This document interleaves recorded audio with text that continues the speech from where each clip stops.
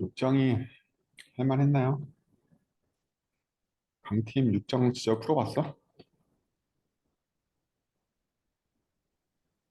하는 못 풀었어요. 음, 오늘은 민성님은요? 다 풀어봤어요?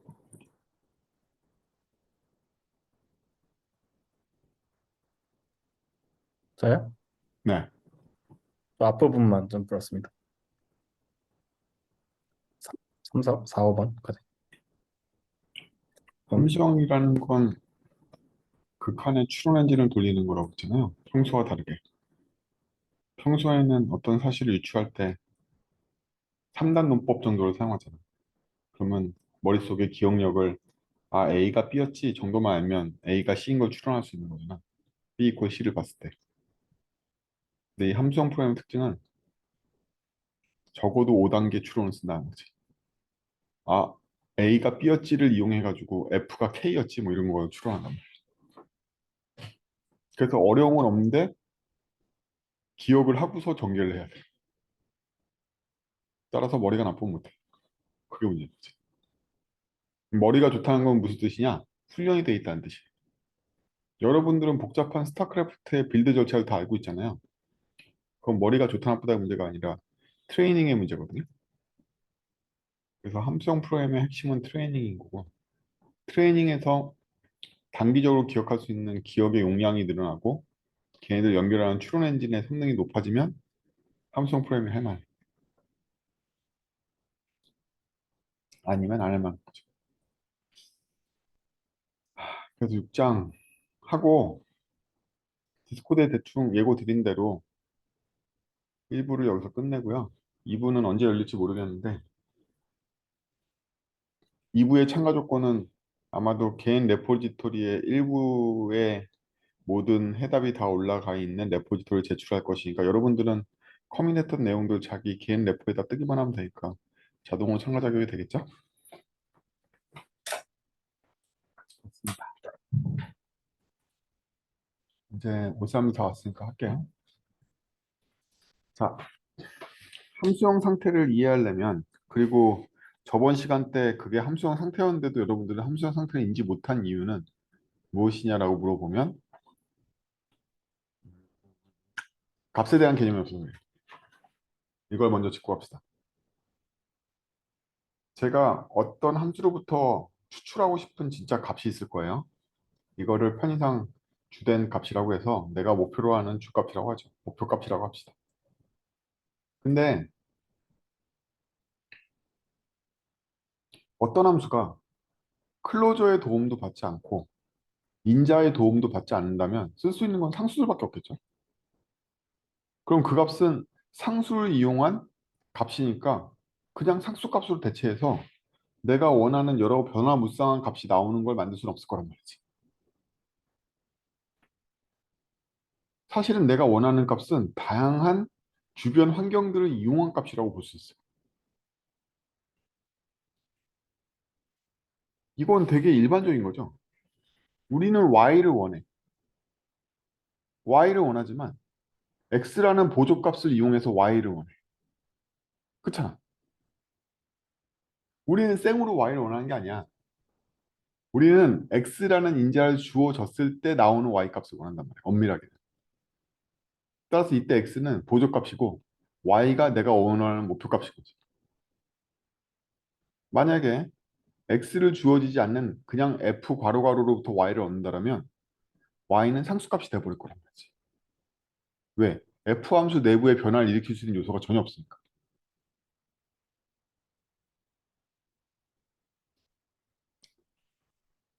간단하지만 여기서부터 시작이에요. 그러면 아까 x의 변이의 문제인데 만약에 fx에서 x가 3으로 고정돼 있으면 y가 또다시 상수로 변할 거 아니야. 그치?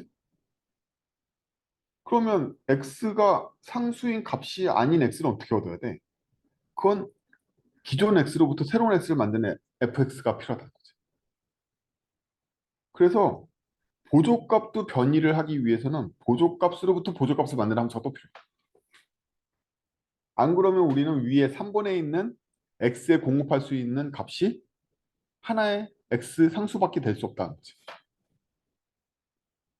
그래서 우리가 데카르트 좌표계에서 2차원 좌표계에 y-값을 목표값으로 놓고 x-값을 보조값으로 놓는다면 그래프라는 건 뭐다? 임의의 x를 데카르트 좌표계로 이동시킨 거죠. 값을 단조 증감시켰을 때 y-값을 그린 거란 말이지. 그 안에는 암묵적으로 x를 단조 증감시킨 함수가 포함되어 있는 거야.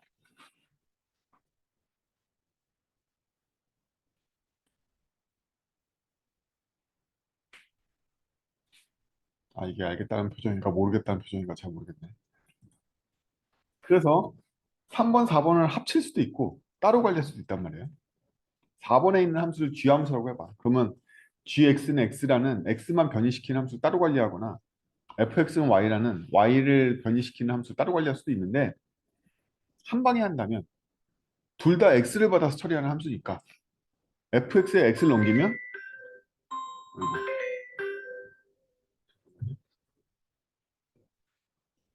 어, 1420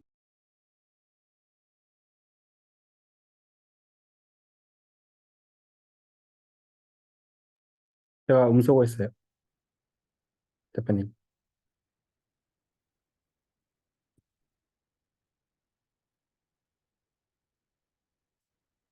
오케이. 네. 그래서 저걸 합치면 fx가 3번, 4번 다 x를 받는 함수잖아. 그러니까 결과값을 한 방에 다 해결할 수 있다는 거지. y와 x를 토하게. 대신에 변화율이 하나로 귀결되겠죠. fx를 호출할 때 x하고 y가 다 변이를 일으킬 테니까 원래는 fx는 가끔씩 호출하고 x의 변이는 y의 변이에 비해서 천천히 일으킬 수도 있잖아. 근데 왜 같이 일으키냐면 어차피 x를 y 두 번 호출할 때마다 한 번씩만 변이시키면 그 두 개의 y 값이 똑같단 말이야. 함수형의 세계에서는. 참조 투명하니까. 따라서 동시에 변화하는 거 외에는 의미가 없는 거지.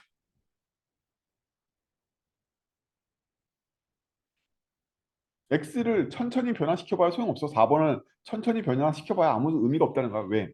x가 변하기 전에 3번에 있는 y 값은 언제나 참조 투명하기 때문에 똑같이 나올 거란 말이지.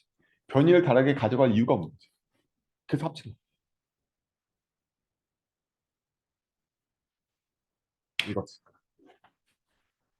이게 바로 우리가 보고 있는 스테이트. 그러면 이 스테이트라는 건 뭐다?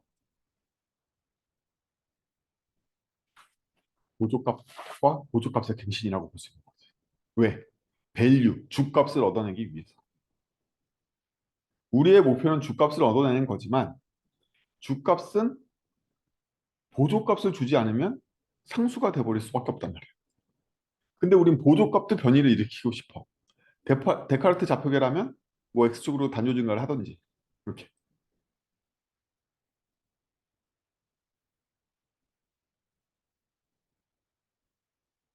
이게 바로 6장에서 말하는 상태라고 표시하는 거예요. 여기서 말하는 상태는 뭐냐면 환경이라고 번역해도 됩니다. 그래서 실제 함수형에서는 이거를 함수형 인터프리터 짜보시면요.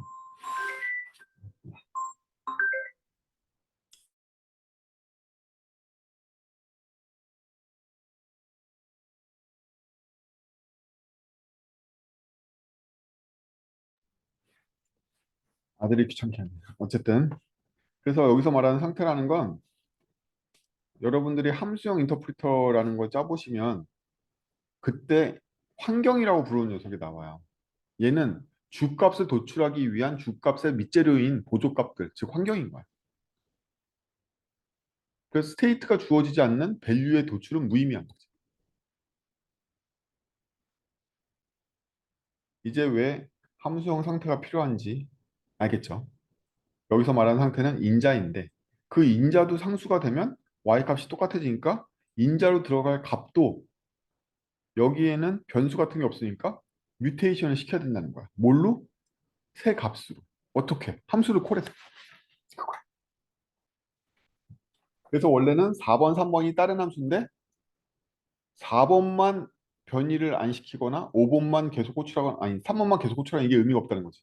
참요 투명의 세계에서는 두 번 이상 똑같이 호출할 이유가 없으니까. 그러니까 동시 변이를 시키는.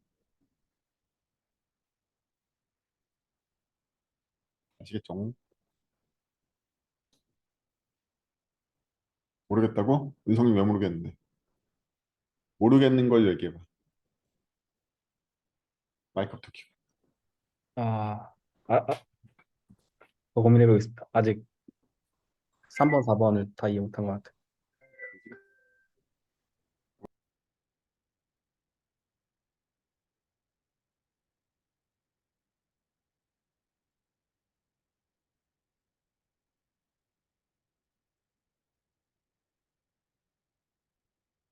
질문 하나 해도 되나요?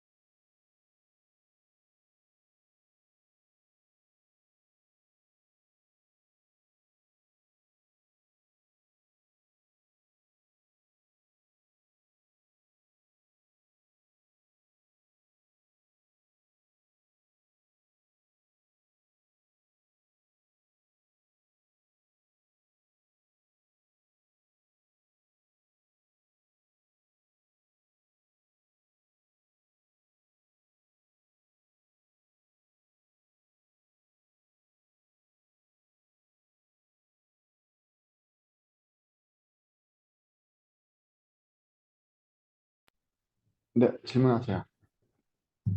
네, 그러면은 그 지금 6장 초반에서 다루고 있는 이 랜덤 제너레이터의 경우에는 주값이랑 보조값이 같은 경우인 거죠. 지난주에 다뤘던 언폴드에서랑 다르게. 다시 뭐라고?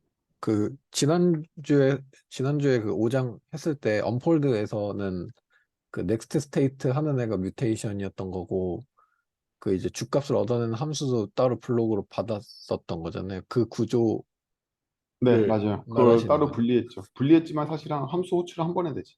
분리한 그, 게 아니라 사실은 그 함수에 그 구조가 없었기 때문에 넣어준 거죠. 음, 그러면 오늘 그러니까 이 6장 초반에서 다루는 랜덤 제네레이터의 경우에는 그냥 그 보조값이랑 주값이 사실상 같은 경우인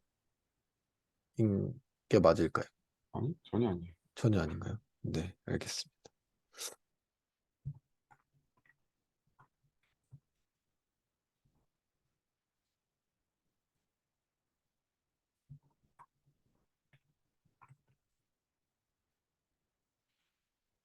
자, 계속해서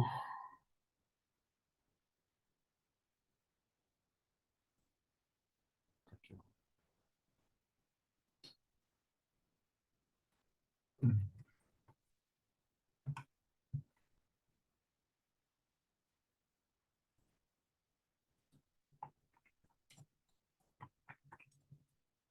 자, 이게 기본이고요. 스테이트. 스테이트가 왜 태어나는지, 그리고 이걸 스테이트라고 불러야 되나? 환경 처리라고 불러야 되지.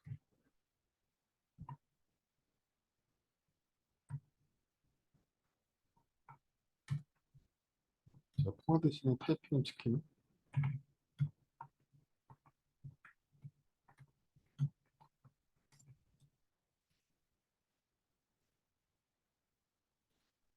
자, 정수 랜덤 생성기에 대해서 생각을 해봅시다. 그리고 여러분들이 코트린에 대해서 이해가 낮으니까 책 저자는 코트린에 대한 이해가 낮아요.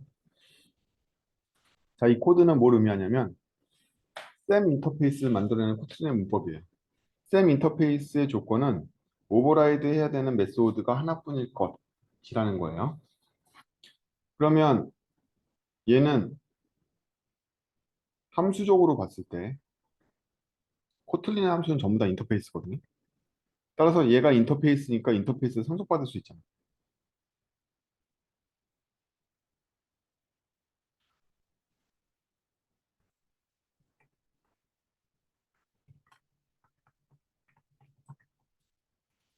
그래서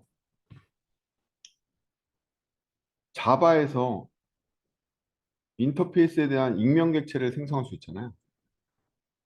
그죠? 코틀린도 마찬가지로 인터페이스에 대해서 익명 객체를 생성할 수 있는데 자바 같은 경우에 인터페이스의 메소드가 하나뿐인 셈인 경우에는 편의 문법 람다로 걔를 만들 수가 있잖아요. 익명 객체를. 코틀린도 그 똑같은 일이 돼요. 그래서 얘는 기본적으로 어떤 메소드를 오버라이드 해야 되죠?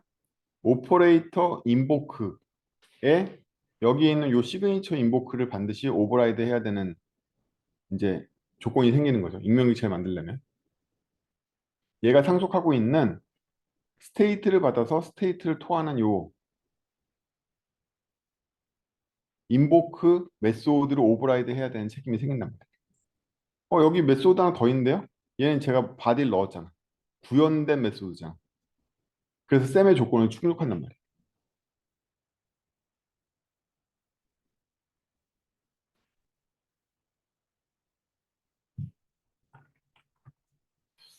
그렇죠? 일단 여기까지 질문을 받겠습니다. 이 문법이 이해가 안 된다.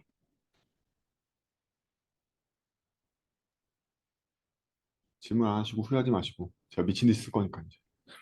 잘 이해가 안 됩니다. 잘 이해가 안 되는 것도 다 물어봐야 돼. 어떻게 이해가 안 되는지부터. 아, 뻔 인터페이스가 뭔지 모르는 건가? 네, 일단 저렇게 쓰는 걸 처음 봤어요. 뻔 인터페이스는 오버라이드 해야 되는 메소드가 하나만 있는 인터페이스란 뜻이에요. 또 분해해서 다 물어봐.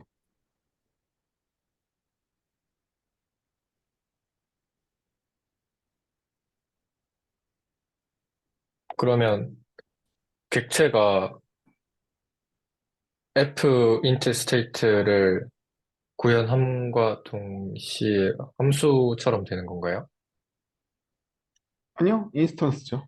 인스턴스인데 함수죠.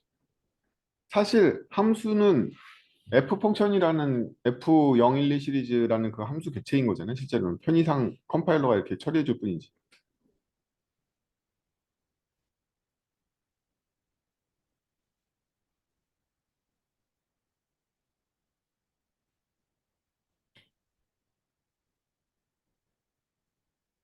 그래서 제가 함수를 상속받는 인터페이스를 만들면 자동으로 제가 오버라이드 해야 되는 거는 똑같은 시그니처를 갖는 인보크 메소드가 돼요. 그리고 얘는 함수처럼 부를 수 있게 되지. 왜? 함수 상속받았으니까.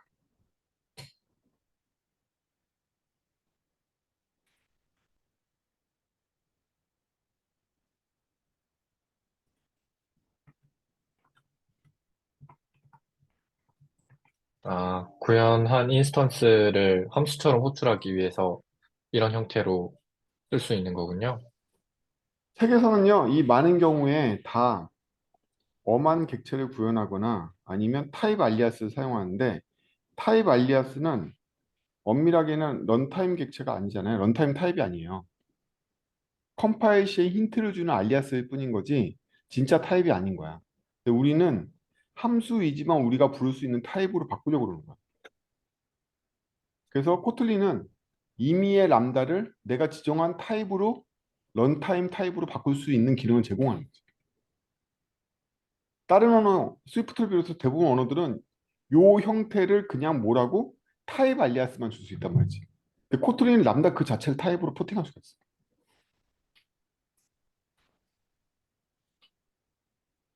그리고 이 상태 함수는 원래 상태값을 줘야 되는데 기본 구현 상태에 인자 없는 인보케이션을 하면 자기 자신도 그 상태이기 때문에 디스를 넘기는 편의 문법을 제공하는 거예요. 안 그러면 디스에 인보크 할 때 꼭 디스를 넘겨야 되잖아. 상속하고 있는 거에서. 귀찮으니까 그냥 생략하고 인자 없이 함수처럼 부르면 자기 알을 넣어주는 편의 문법을 넣어준 것뿐이라.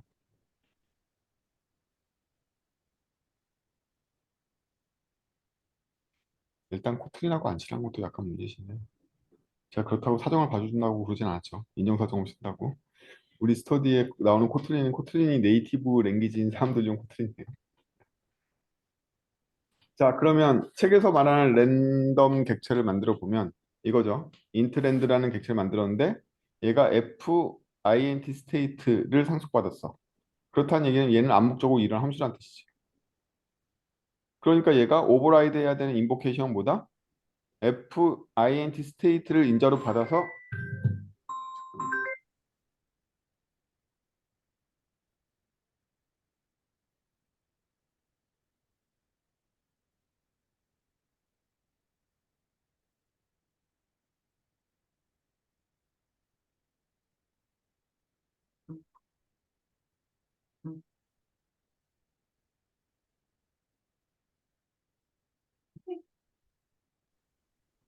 오케이.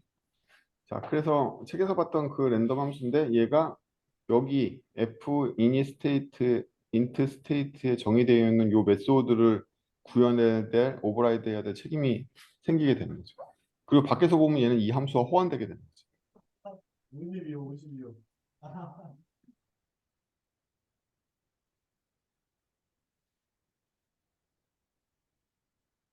이걸 누구 상대로 얘기를 하지? 강팀 정도가 적당하려나? 강팀이 따라오고 있나?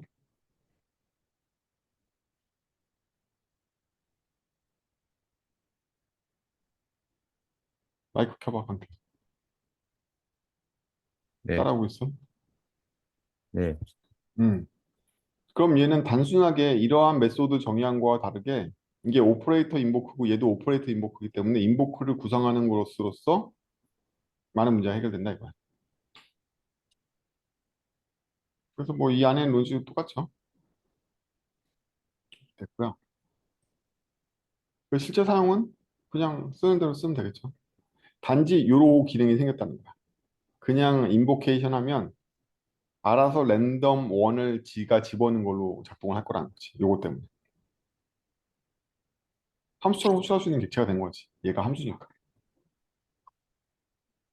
그래서 여기 인자를 생략해 여기 또 랜드 원에 또는 게 되게 귀찮잖아요. 보기도 안 좋고. 이 편의 시설 만들어 온 거야. 그래서 뭐 이렇게 작동합니다. 그럼 제가 왜 FINT 스테이트라고 붙여놨냐라고 물어보면 얘는 스테이트 객체인데 인티저를 반환하는 스테이트 객체잖아요. 그래서 랜덤 함수인 게 중요한 게 아니라 이 안이 어떻게 생겼는지 별로 안 궁금하고 타입상 보면 요 INT를 주는 스테이트라는 거지. INT만 생성한 스테이트. 초반에 다 이걸로 정리되니까 이게 실체인 거죠. 이 실체를 구현화한 구현 케이스가 이거인 것 뿐인 거지. 실체는 이거지. 인티저를 반환해주고 인티저를 만들 수 있는 환경을 갱신해주는 애인 거지. 좀 그렇게 보이죠, 이제 스테이트가. 왜? 여기에 어떤 환경을 통해서 이 인티저 값을 생성할 테니까. 여기 들어와 있는 이 스테이트의 어떤 환경의 시드 값을 이용해 가지고 얘를 하잖아요. 시드 값이 중요한 게 아니라 아무튼 이 스테이트에 있는 뭔가를 가지고 했다는 거예요. 근데 이게 함수의 인자는 무공변이기 때문에 얘를 제가 임의로 int 랜드로 바꿀 수가 없어요. 여기 정의되어 있는 걸. 그래서 어쩔 수 없이 여기서 런타임 캐스팅을 해야 돼. 이게 좀 아쉬운 점이죠.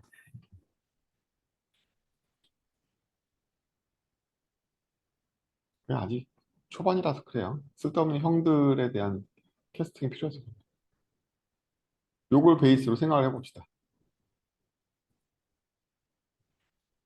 그러면 우리는 더 이상 이 수준에서 놀지 않을 거야. 인트랜드는 이제 관심 없어. 인트랜드의 내부 구성 관심 없고 FINT 스테이트 레벨에서 놀 거거든요, 이제부터. 그럼 FINT 스테이트란 건 뭐다? FINT 스테이트를 받아서 인티저와 FI 스테이트를 반환하는 함수다는 거야. 그럼 이 함수에다가 저희가 이름을 FINT 스테이트라고 준 거죠.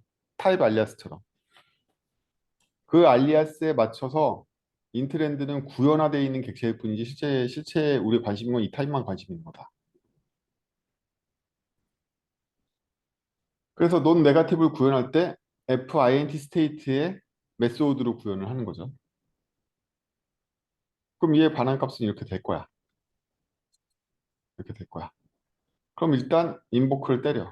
인보크를 때리고 얘를 let으로 풀면 여기에서 디스트럭처링이 되니까 V값하고 스테이트로 나눌 수 있겠죠. 예. 그러면 원래 있던 대로 가서 절대값 얻으면 되고 스테이트랑 같이 주면 되겠죠. 이거 다 내장돼 있어요. 코틀린에. 이런 속성들은 숫자에 대해서. 브로피에서 어떻게 구하는지 안 봤다. 어쨌든 코틀린은 인티저에 대해서 앱솔루트 밸류라는 이 속성이 아예 내장돼 있어. 그냥 점 찍으면 나와. 웬만하면 코틀린에서 뭘 만들자고 보지 마. 다 있어. 대부분 다 있다. 인라인. 더블은 넌 네가티브를 이용해서 받아온 값에 대해서 처리를 해줘서 더블로 바꾸고 있죠. 근데 0일 때는 회피해야 되니까 0인 거 회피한 거고 뭐 껌이지. 인트 더블은 인보케이션 하면 R1은 인트고 넥스트 원 스테이트를 이용해서 더블을 다시 호출하면 더블이고 R1, R2, 넥스트죠. 코틀린에 있는 이런 인픽스 함수들은 무조건 전만 결합을 하기 때문에 이렇게 먼저 결합이 되고 나중에 이렇게 결합됩니다.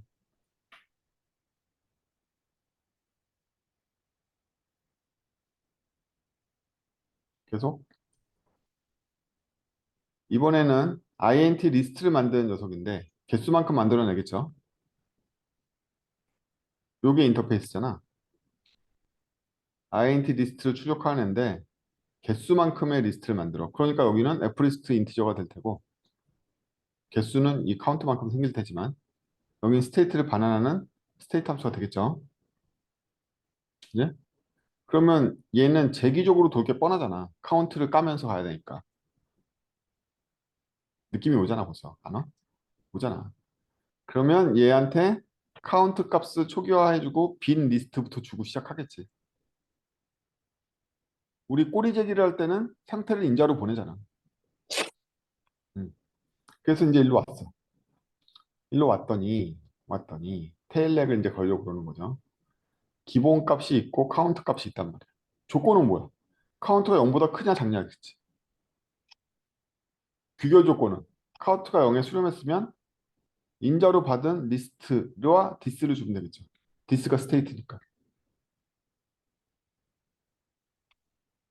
그렇죠? 그러면 이제 이 내부에서 카운트가 0이 아닐 때 하는 일들은 뻔하지. 테일로 이전시키면서 스테이트를 하나씩 까가겠지. 그렇죠? 그럼 이제 해보자고. 디스는 f 인티저 스테이트잖아요. 콜하면 r 값이 뭐가 나와? 인트가 나오고 다음번 스테이트가 나오죠. 여기까지 쉽잖아, 첫 줄은. 그러면 우리가 원하는 값은 뭐야? 원하는 값은 일단 새 리스트는 콘스를 이용해서 여기 얻은 r 값이 원소가 되고 뒤에 있는 리스트를 갖고 있는 새로운 리스트를 만드는 게 그 다음번 제기한테 넘길 일이죠. 결합해야 될 거 아니야, 콘스로. 새 만든 값을. 카운트를 하나 까는 거지.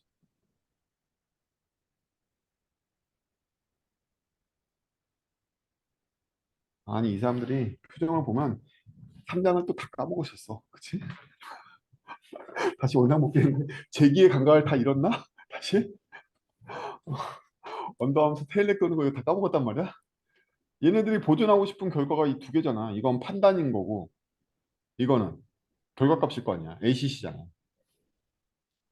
그럼 얘 기초값을 얘가 만들어줘야 되니까 언더 함수 분리해서 테일렉 돌잖아. 이걸 또 다시 우리 회계하나 3장으로 익숙해져 있어야지. 그럼 여기 종결 조건 넣고 귀결 조건 넣고 귀결할 때 뭐 내보내? ACC 내보내는 거죠. 그러면 제기 도는 동안에 ACC 갱신하는 거잖아. 다음번 제기에게. ACC가 어떻게 갱신돼? 리스트가 하나씩 추가되면서 갱신되지.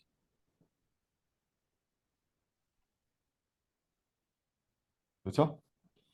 그리고 새 스테이트로부터 또다시 얘를 돌릴 거니까 스테이트가 계속 갱신되고 있죠. 한 번 제기 돌 때마다. 응? 이거 옛날 스테이트 아니잖아. 지금 스테이트를 콜해서 만들어진 스테이트로 또다시 제기를 돌았으니까 그 다음번에는 그 다음번 스테이트가 디스가 됐을 테고 그 다음번 스테이트가 디스가 됐을 테고 이렇게 될 거 아니야.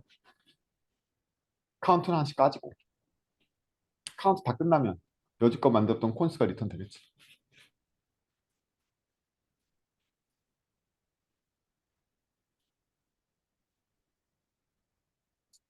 그래서 밑에 주어진 과제만 봐도 벌써 이게 도출이 돼야 돼요. 3장을 많이 겪었으면 이 카운트가 종결 조건이 되겠구나. 원하는 건 리스트네. 리스트면 카운트만큼 리스트를 결합해야 되는데 빈 리스트를 주고 시작해야겠. 그냥 자동 나와야 돼. 그래서 제기 돌리면 돌 때마다 리스트를 콘수로 결합해야지. 알값 얻어가지고 그냥 자동인 거야. 단지 여러분들이 제가 처음에 가르쳐줄 때 잊지 말아야 되는 게 뭔가 스테이트가 계속해서 갱신되는 희한한 거라는 거죠. 이 함수는 스테이트를 갱신하면서 값을 얻고 있잖아. 값을 얻은 건 여기에 반영돼서 축적되고 있죠. 근데 스테이트가 계속 갱신돼야 되는 이 흐름을 만드는 게 기존까지 만들었던 거의 차이점인 거지. 왜? 스테이트가 갱신되지 않으면 R 값은 영원히 똑같을 테니까. 이게 바로 그 차이라고. 이 스테이트가 맨날 똑같다라면 이게 새 스테이트로 바뀌지 않았다면 이 R 값은 참조 투명하기 때문에 다 똑같은 값이 나와버릴 거란 말이지. 이 R 값이 다르게 나오는 이유는 스테이트를 콜해서 갱신된 스테이트가 다음번 스테이트가 되기 때문이라. 이게 일반적인 제기와 다른 점이란 말이지. 아까 말한 대로 X도 갱신하면서 밸류도 얻는다. 목표값도 얻는데 보조값도 갱신했어. 이거라니까. 이 감각이라니까. 왜? 그 보조값의 도움이 없으면 R값을 도출할 수 없기 때문이에요. 누가? FINT 스테이트가 보조값을 이용해서 이 R값을 만든단 말이지. 목표값을 만들어.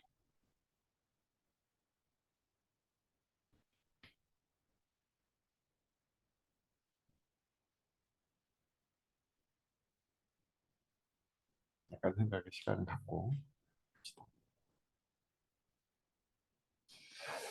그 책에서는 이러한 FINT 스테이트를 소비하는 FGen을 일반화시키려고 했어요. 그래서 FGen의 일반화는 뭐냐면 밸류 쪽이 인티저가 아닌데 일반화시키려고 하는 거죠. 이때 사용되는 상태는 FINT 스테이트를 그대로 쓸 건데 밸류 쪽을 자유롭게 하고 싶어. 그래서 약간 재기적인 정의가 된단 말이야. FINT 스테이트도 알고 보면 뭐다? 페어로 INT와 FINT 스테이트를 반환하는 애였잖아. 이 얘 자체도 그 함수라고. 근데 그 함수 자체를 하나의 상태로 보고 밸류 값을 리턴하게 하려고 그런 거죠. 이 안에 다시 스테이트가 또 들어있는 거란 말이지.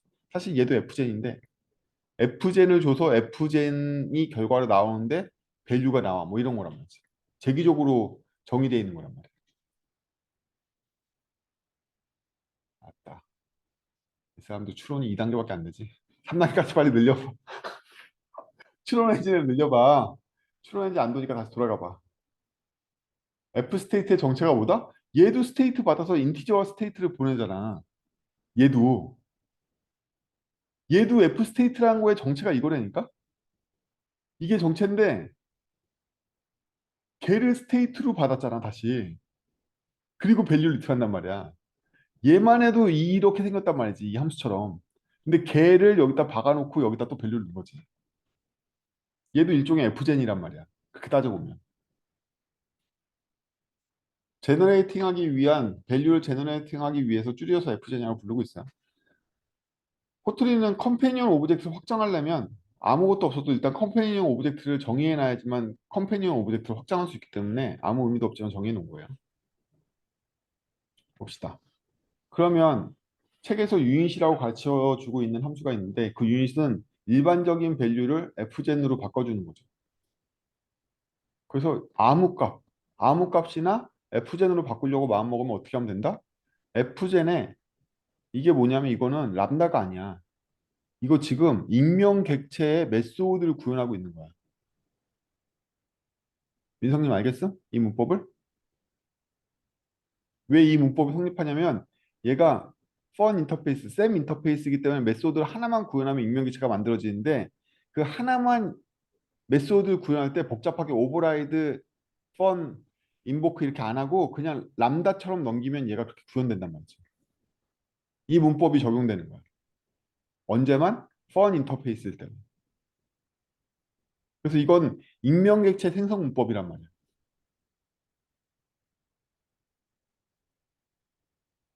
그럼 이 메소드는 여기는 안 보이지만 이수로 얘를 받았을 거 아니야.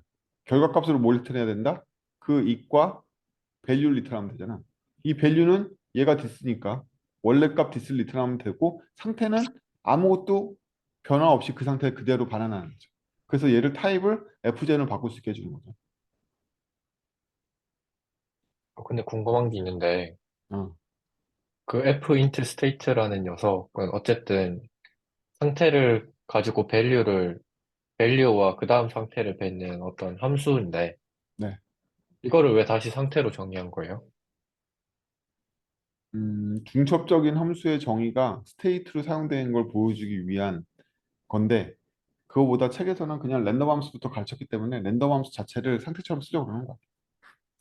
랜덤 함수엔 두 가지 기능이 있는데 무슨 기능이 있다? 랜덤 함수가 상태 함수니까 어떤 기능이 있어? 매번 새로운 랜덤 값을 반환함과 동시에 자기 자신의 랜덤도 갱신하는 기능이 있잖아. 그럼 여기에 쓰기에는 오버스펙이거든. 자기 자신만 갱신하지 않고 값 토하는 기능도 갖고 있어서 오버스펙이지만 뭐 무의미한 건 아니지. 얘를 보내면 얘가 뮤테이션이 일어나니까. 아, 음. 여기는 그냥 it을 보냈지만 사실 내가 여기 뮤테이션 일으키려면 it을 괄호로 호출해서 얻어진 스테이트를 보내주면 되긴 하잖아. 어. 그러면 얘가 호출할 때 값은 디스로 나오지만 받아온 스테이트를 한 번 더 갱신해 줄 수도 있지.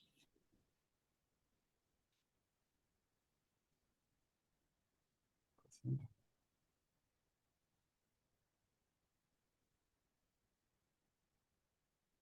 오, 맞아. 얘는 뭐 이런 거 되지.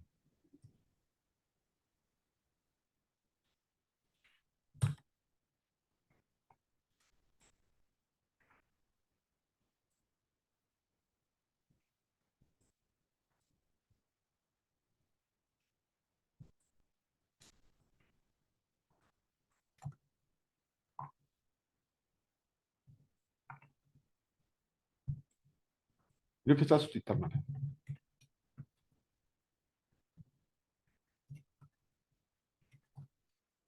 이러면 상태는 갱신되겠죠. 값이야 디스로 나오죠.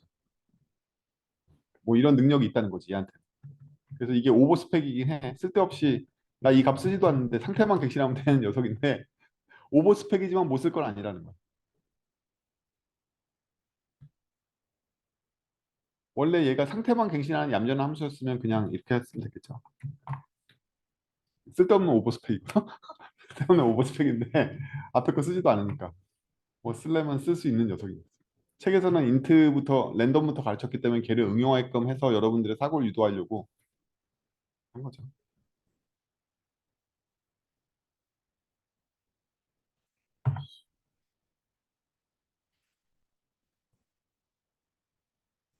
이거 거슬리네. 이거 어떻게 없애지?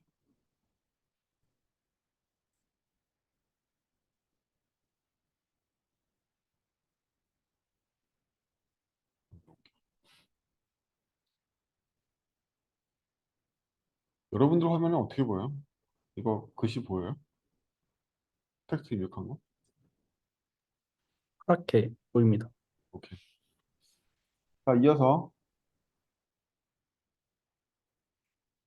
그래서 맵의 정의를 보면 fgen 안에 있는 밸류 값을 까서 어드로 바꾸는 거잖아요. 근데 여전히 fgen인 어더로 유지를 해야 되잖아. 그러면 함수형의 세계에서는 그냥 만드는 거죠. 세계체. fgen 일단 만들어. 그럼 여기 is로 들어온 건 뭐다? is로 들어오는 건 이 fgen이 받아들이게 될 어떤 형태겠죠. 분명 이거겠지. fint 스테이트가 들어오겠지. 근데 걔를 가지고 디스는 누구다? 얘잖아. 원본. 원본에게 is을 주면 밸류와 스테이트를 얻을 거 아니에요. 이 디스는 이 fgen을 의미하는 게 아니야. 여기에 있는 요 리시버를 얘기하는 거지. 어. 그래서 밸류와 스테이트를 얻으면 새 얻어 값은 어떻게? 블록을 이용해서 뮤테이션 시키면 되죠. 타입을. 그리고 스테이트 새 스테이트 넘겨주면 되지.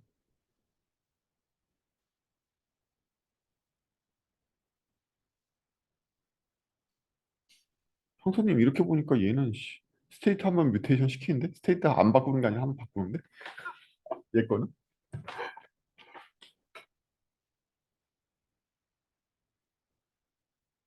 스테이트 한번 바꿨잖아. 뭐 어쨌든 이게 맵의 정의죠. 그래서 맵이 요 어더와 스테이트를 반환하니까 요 정의에 맞게 되는 거죠. 젠 어더에. 그래서 이런 새로운 젠을 만들게 된다. 나중에 얘를 콜하면 요 블럭 변환이 그때 가서 처리가 될 거다. 지연하고 굉장히 관계가 깊어요. 여러분들의 오장의 감각이 굉장히 중요한 게 얘는 근본적으로 만들어진 객체, 이 반환 타입이 뭐다? 함수야. 그쵸? 이 만들어진 반환 타입들이 다 함수잖아. 값이 아니라고. 얘가 호출될 때나 미래에 가서 무슨 일이 일어날 거란 말이지. 그래서 이건 다 계획인 거야. 미래에 내가 호출하면 어떻게 하겠어. 그러니 이 블록도 즉시 제가 콜하는 게 아니라 미래의 계획에 잡히는 거야. 이 당시에는 아무 일도 안 일어난다는 거지. 실제로 반환된 이 f젠을 int 스테이트를 줘서 콜할 때 이 블록도 그때 가서 작동할 거란 말이지. 이 변환 지금 일어나는 거 아니라 미래에 일어날 파이프라이닝을 만들고 있는 거지. 이것도 마찬가지. 이 일도 아직 안 일어나. 호출해야지만 디스가 반환될 거란 말이지. 그래서 어떤 정적인 상태 값을 지연된 값으로 바꿔주는 거죠. 이건 말하자면 썬크라고 볼 수도 있어. 우리가 배웠던 썬크는 인자 없이 값을 그대로 반환하는 썬크였는데 사실 그런 썬크는 상수 썬크니까 얘는 상수 썬크를 써도 돼요. 그쵸? 그 값이 그 값으로 가니까 외부 환경에 의존하지 않는 상수값이 나오잖아. 이게 바로 그 x 없는 f인 거잖아. 그런 케이스인 거야. 그래서 유닛이라고 부르는 건데. 근데 보통은 환경적인 요소를 이용해서 값을 만들잖아. 그쵸? 그러니까 썬크의 일반적인 형태는 오히려 이쪽인 거야. 이게 썬크의 더 일반적인 형태인 거야. 썬크하고 차이점은 여기 스테이트를 다 날려버리면 썬크인 거죠. 스테이트가 있는 게 정상이라고. 안 그럼 우린 상수항밖에 못 얻게 된다고. 아니면 전부 다 파셜 때리거나 뭐 난리를 쳐야 된다고. 이게 정상이라고 이게. 이게 오히려 정상적인 썬크다. 환경을 이용해서 값을 만드는 게 정상이니까. 그렇죠? 그래서 얘는 어떤 값이 있었는데 썬크로 바꿔준 거죠. 얘는 썬크를 썬크로 바꾼 거야.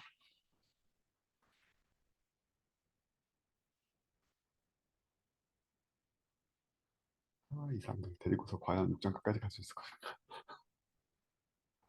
연습 문제 6.5로 가겠습니다. 더블을 만들죠. 이거 안 지워지네.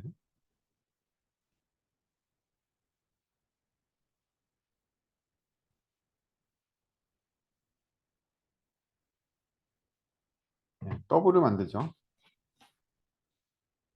더블은 더블과 스테이트 만드는 거니까 일단 논 네가티브를 때리고 네, F 스테이트의 메소드로 논 네가티브 있잖아요. 때리고 해체해 보면 이렇게 나오는 거죠. 그래서 얘를 스테이트 만들어주면 함수에 변한 건 없죠. 그냥 이거 그대로 가면 됩니다. 근데 이거를 이제 우리는 뭘로? F젠의 더블로 만들려고 그러는 거죠. 그래서 F젠 더블을 보면 F젠으로부터 만드는데 F젠의 람다의 자격이 되는 애가 얘야. 왜? F젠이나 F스테이트의 논 네가티브나 스테이트를 받아들여서 페어로 값과 스테이트를 반환하는 게 똑같단 말이야. 그래서 이 함수를 차용할 수가 있어. 코틀린 문법은 대단한 게 직접적으로 람다를 구현해서 익명객체를 만들 수도 있는데 함수 레퍼런스를 줘도 익명객체를 만들어줘. 지가 알아서 이렇게 이거를 콜하는 메소드를 구현해 준 거지. 오버라이드를 해준 거지. 이게 엄청 편해. 그래서 이제서야 민성님한테 설명이 되는지 모르는데 굳이 하이스펙인 인트 스테이트를 쓴 이유는 책 앞장에서 만들었던 인트 스테이트용 메소드를 젠에서 유용하기 위해서. 왜냐하면 시그니처가 호환되거든.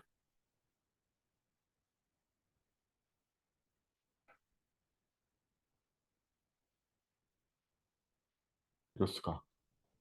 방금 전까지 끄덕거렸던 사람들의 절반이 날라갔어. 끄덕거리지 않게 됐어. 미치겠다.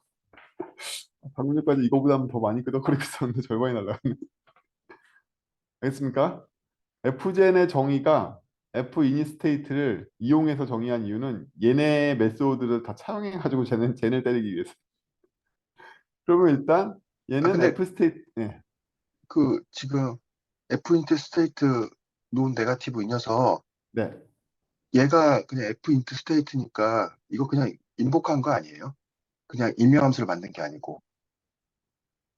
계속 말씀드렸지만 F젠은요 네, 함수도 아니고요 인터페이스일 뿐이고요 셈 네. 인터페이스로 만들어진 익명 객체예요. 여기에는 그 아, 어떤 것도 람다를 받는 장치가 없어요. 그러네요. 지금 잘못 네, 봤네요. 네. 네, 이 알겠습니다. 코틀린 언어의 무서운 점인데 이게 꼭 람다를 받아주는 생성자 같이 생겼지만 사실은 아니야. 어, 셈 인터페이스 익명 객체 문법인 거야. 이거조차도. 이걸로는지.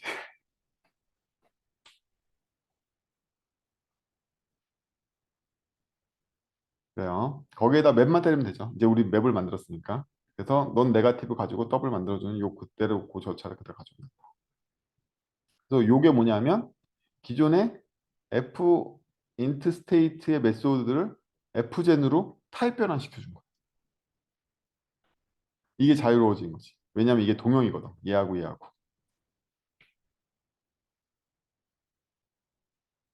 책에 있는 코드는 전혀 이렇게 아니 이렇게 생겼어.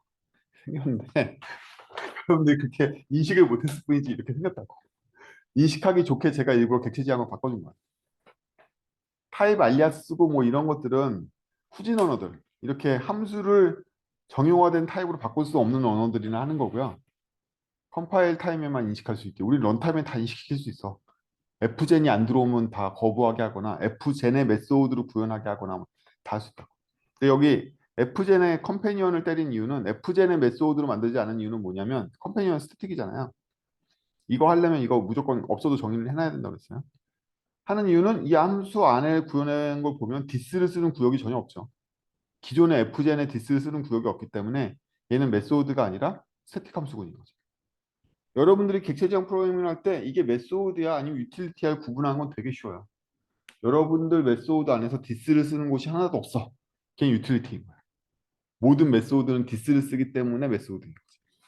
근데 이 안에는 디스를 써야 될 컨텍스트가 전혀 없으니까 스태틱 함수인 거죠.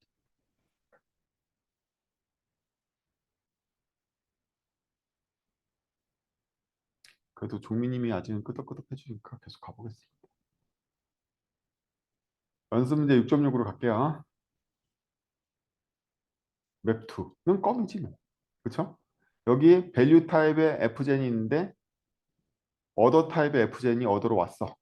근데 블럭은 밸류 어더를 받아서 리절트를 주는데 우리가 원하는 건 리절트젠. 그치? 이게 맵2의 정의잖아요. 그래서 디스를 때리면 디스가 밸류 타입의 f젠이니까 v1은 밸류 타입일 테고 스테이트는 계속 호환되고 있죠. 얘나 얘나 다 스테이트는 똑같은 스테이트를 받으니까 이걸로 f int 스테이트를 그 스테이트를 얘한테 줘서 어더로 호출하면 여기에는 어더 값이 들어오겠죠. 블럭은 밸류와 어더를 받아서 리절트를 반환하니까 리절트를 반환하면서 스테이트를 반환하는 f젠 리절트가 성립하게 됩니다. 쉽다. 이게 뭐 해소할 게 있나? 생각의 흐름대로 그냥 짜시면 그냥 그거예요. 다들 이 정도까지는 풀지 않았어요? 전반부만 풀었어요가 여기까지 거 아니야? 그치? 여기까지 대충 감당할만 했죠? 계속 갑시다. 여기까지만 감당했으면 되는 건데 사실은. 연습 문제 6.7로 시퀀스를 만들어야 돼. 시퀀스. 그러면 시퀀스의 결과물이 F젠이니까 F젠의 인명객체를 만들어야 된다는 건 이미 확정이잖아. 여러분들은 함수형 코드를 작성하시든 함수형이 아닌 코드를 작성하시든 일단 시그니처로부터 코드를 어떻게 만들어야 되는지에 대한 레이아웃을 잡으세요. 안에 구체적인 구현을 먼저 생각하지 말고 타입을 맞추란 말이야 먼저. 얘가 F젠을 토해야 되니까 일단 F젠일 거야. 이거는 변하지 않는다는 거지. F젠의 인명객체를 만들어야 되는 건 확정이란 말이지. 그리고 이 밑에 마지막 결과물은 F 리스트 to state가 돼야 되는 것도 확정이란 말이지. 이 안을 어떻게 전개할까만 남은 거죠. 이 안은 이 this를 이용해서 전개를 하겠죠. 그러면 this가 need일 때를 보자고. 이게 먼저 쉽잖아. 우리 리스트 정복한 건 수십 번 해봤잖아. 3장에서. need일 때는 어떻게 한다? 빈 리스트와 it을 토하면 끝이는 거죠. 여기 들어왔던 state it을 그대로 주면 되는 거잖아. 내가 할 일이 없으니까. 벌써 절반은 정복했어. 그래서 이 F 리스트가 안에 뭐가 들어있든 간에 need이면 쌩 까고 그냥 주면 돼. 타임만 맞춰주면 되니까. 이거 empty 함수는 여기 타임만 명시하면 아무 타임이나 다 맞춰줄 수 있죠. nothing으로 돼 있기 때문에. 그래서 3장 얘기하면 끄덕거리는 사람들이 제법 나와. 아직 기억에 있나 봐. 더 짰어야 돼. 콘일 때가 문제지. 콘일 때의 특징은 헤드가 있다는 거야. 헤드 값이 뭔데? 얘 아니야? fgen 밸류? fgen 밸류의 특징은 스테이트를 받아들이면 v와 스테이트로 나눠진다는 거 아니야? 이게 일단 헤드로부터 얻을 수 있는 정보잖아. 얘가 콘이면 헤드로부터 얻을 수 있는 정보가 여기까지잖아. 그리고 나서 뭘 하겠지. 어쨌든 이 스테이트를 이용해서 헤드를 전개하면 v 값, 밸류 값과 스테이트 1이 나온다는 거잖아. 밸류 값이 토해질 거 아니야. 여기까지 어려운 거 없죠? 그럼 우리는 진짜 그냥 v 값을 얻었으니까 이제 f 리스트에 밸류 헤드 값을 넣을 수 있게 된 거야.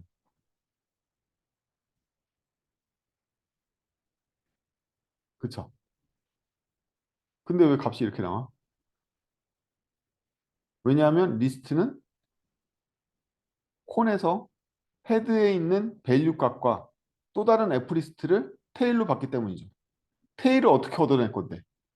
테일의 시퀀스 때리면 얻어내지.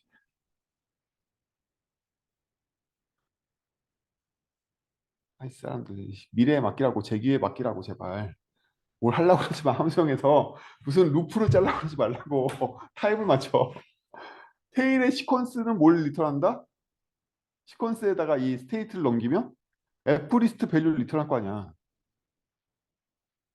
테일의 시퀀스는 f젠이니까 얘한테 스테이트를 넘기면 f 리스트를 리턴할 거 아니야. 이렇게 t가 f 리스트일 거 아니야. 그리고 얘는 스테이트 2가 될 거고. 결과물은 이거겠지. 이게 뭐가 어려워.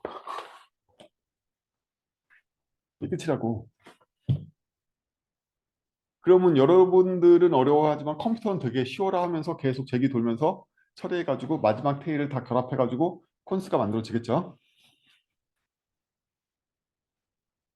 폴드 라이트의 느낌? 응? 스택을 일으키는 폴드 그 제기의 느낌? 폴드 라이트 패턴? 기억남?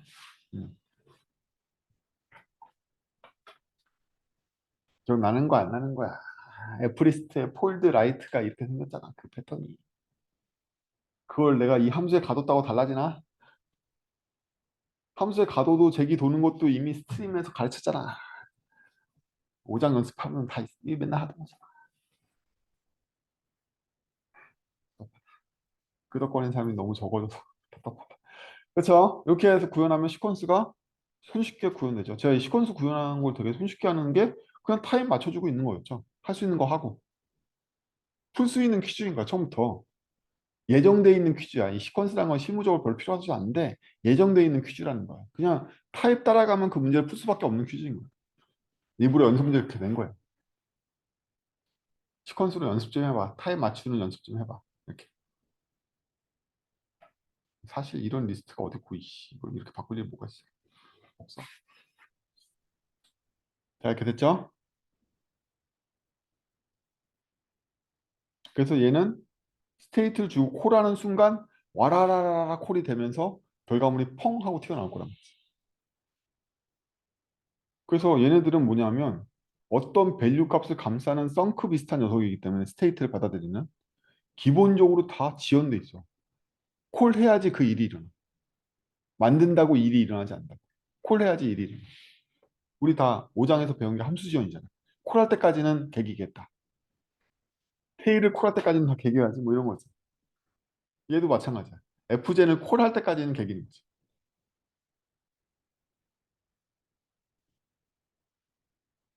근데 이거를 F리스트의 폴드라이트로 고치면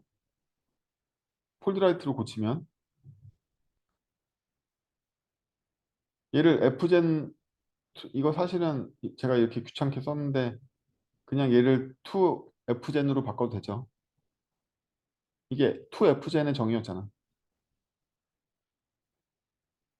이 empty 값을 F젠으로 강제로 바꿔주는 게 to F젠이었잖아. 기억나지? 그냥 한 번 더 상기하라고 그냥 제가 일부러 유닛을 다시 재구현한 거예요. 그럼 이제 맵2를 쓸 때가 된 거죠. 맵2를. 폴드 라이트를 접으니까 it은 값이 들어올 테고 ACC는 얘가 들어오겠죠. 얘네 둘이. 그래서 요 F젠이 ACC로 계속 들어올 텐데 우리는 F젠 두 개를 결합하는 함수를 만들었잖아 이미. 그래서 ACC가 F젠이기 때문에 F젠이고 it도 F젠이죠. 여기 F젠이잖아. 원소 하나하나가 다 F젠이잖아. F젠 두 개를 결합하면 그 안에 있는 알맹이 값을 꺼내겠죠. A와 B를. A는 꺼내면 뭐 들어있어? 이거 들어있죠. F리스트. B는 꺼내면 뭐 들어있어? 밸류 들어있겠죠. 그래서 콘수는 어떻게 해? B에 밸류 들어있고 A에 리스트 들어있으니까 다시 콘수를 결합하면 되지. 를 반환하는 값으로 하는 F젠을 만드는 거잖아. 오케이. 얘의 결과물은 F젠.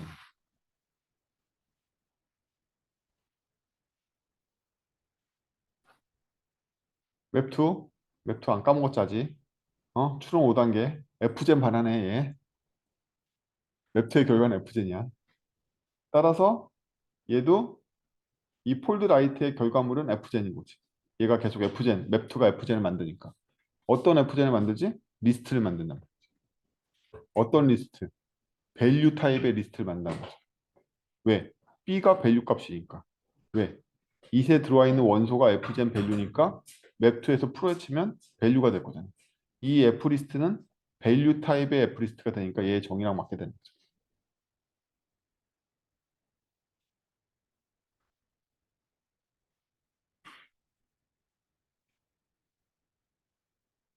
타입 맞추기 놀인데 제가 이미 얘기했잖아. 이게 뭐다? 폴드 라이트 패턴이라며. 그 폴드 라이트 고친 거죠.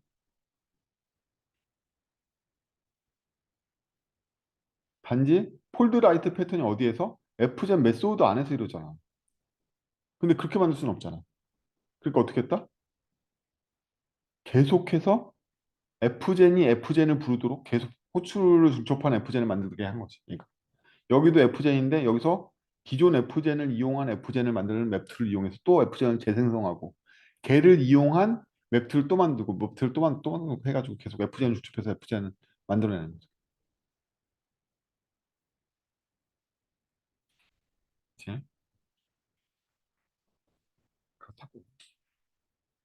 만드는 개수는 얘랑 정확하게 동일하죠. 얘도 이거가 계속 스택에서 쌓일 때마다 F젠을 계속 만들어낼 테니까 개수는 똑같아요. 얘라고 더 비효적인 건 없어요.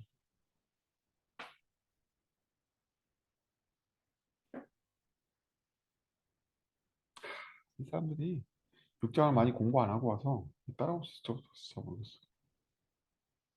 연습 문제 6.8, 6.5로 갑니다. 플랫맵의 정의는 밸류가 있는데 F젠 어더로 보내는 거죠. 그냥 어더가면 맵인데 F젠 어더로 보냈기 때문에 플랫맵이 되는 거죠. 구현은 되게 쉬워요. 아까도 말했잖아요. F젠을 만들어니까 F젠의 익명객체를 만드는데 일단 내가 알고 있는 건 F젠 밸류야. 그래서 얘를 콜해봐. 그러면 밸류 타입의 밸류와 스테이트가 나오겠죠. 이 밸류를 블록에다 넣어주면 얘는 뭐가 나온다? F젠 어더가 나올 거 아니야. F젠 어더에다 스테이트를 넣으면 어떻게 된다? F젠 어더에다 스테이트를 넣으면 어떻게 돼? 페어가 나오겠죠. 어더와 투 스테이트라는 페어가 나올 거 아니야. F젠은 뭘 반환해야 돼? 페어를 반환해야 되잖아. 얘가 페어를 반환하잖아. 추론 5단계. 미치겠다. 어쨌든 그렇죠. 그래서 플랫맵은 되게 손쉽게 구현됩니다. 이 블록으로 만들어지는 게 fgen이기 때문에 얘한테 콜을 하게 되면 얘가 페어를 리턴할 테고 원래 fgen도 페어를 리턴해야 되니까 이게 플랫맵의 구현이에요. 우리 왜 리스트나 스트림에서도 플랫맵은 되게 쉽게 구현되잖아. 왜 블록 호출하기만 하면 끝나니까. 블록이 그냥 그 자체니까. 그냥 콜에서 걔를 바로 반환하면 되는 거였잖아. 값만 프로에 쳐서 함수한테 주기만 하면 그 결과값을 바로 리턴하면 되는 거였잖아. 맵처럼 다시 재감싸고 뭐 이런 게 없었잖아. 여기도 마찬가지야. 얘가 이미 fgen이기 때문에 스테이트 넣고 그냥 콜 때리면 돼. 그럼 얘가 페어 리턴할 건데 원래 fgen은 페어 리턴하니까 얘한테 위임한 거지. 잘 됐다. 너도 fgen이야? 위에 있는 fgen 대신에 네가 대신 처리해줘. 뭐 이런 거지.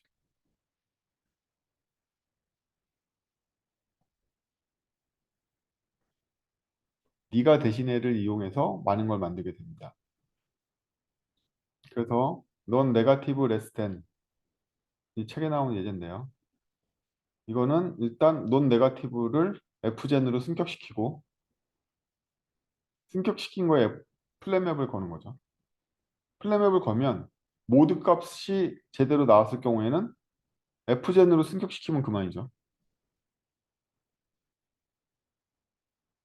근데 원하지 않으면 또 다른 n 값을 다시 한번 제기로 돌려주면 되겠죠. 얘도 fgen 리턴할 거니까. 바로 요게 가능해서 요 제기가 가능해서 얘를 플랫맵으로 처리하려고. fgen 자체를 재활용할 수 있는 제기가 가능하니까 그래서 플랫맵을 쓰려고. 왜? 플랫맵이라는 건 함수가 반환하는 함수를 그대로 fgen으로 감싸서 얘한테 위임하는 구조가 바로 플랫맵이라. 우리가 여지껏 배웠던 대수구조의 플랫맵과는 달라요. 그건 쫄림을 쓰는 거라고 그랬잖아. 변이할 때 쫄림을 쓰는 건데 이 원래부터 함수인의 플랫맵은 뭐냐는 거야. 위임이라는 거지. 이 블록한테 할 일을 위임시켜주는 래퍼를 만든 것뿐이란 말이야.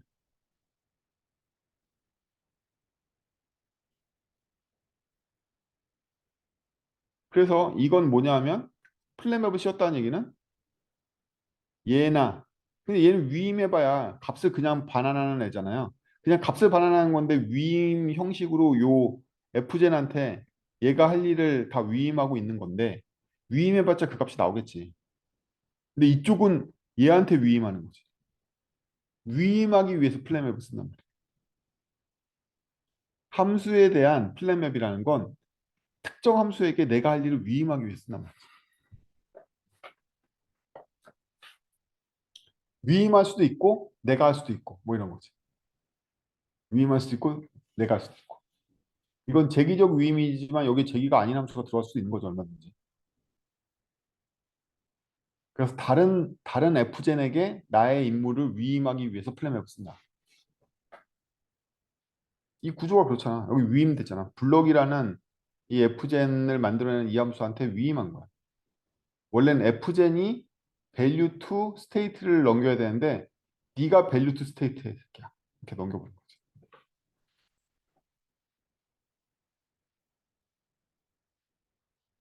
플랫맵이라는 건 그런 겁니다.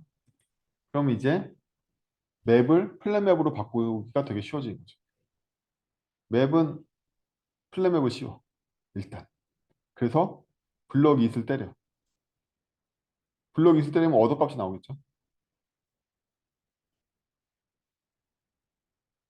얻어 값을 다시 제대로 바꾸면 되네. 끝. 이거랑 뭐가 달라? 이미 여기서 이 패턴을 보였단 말이야. 값을 제누로 때리면 플랫맵이 성립하니까.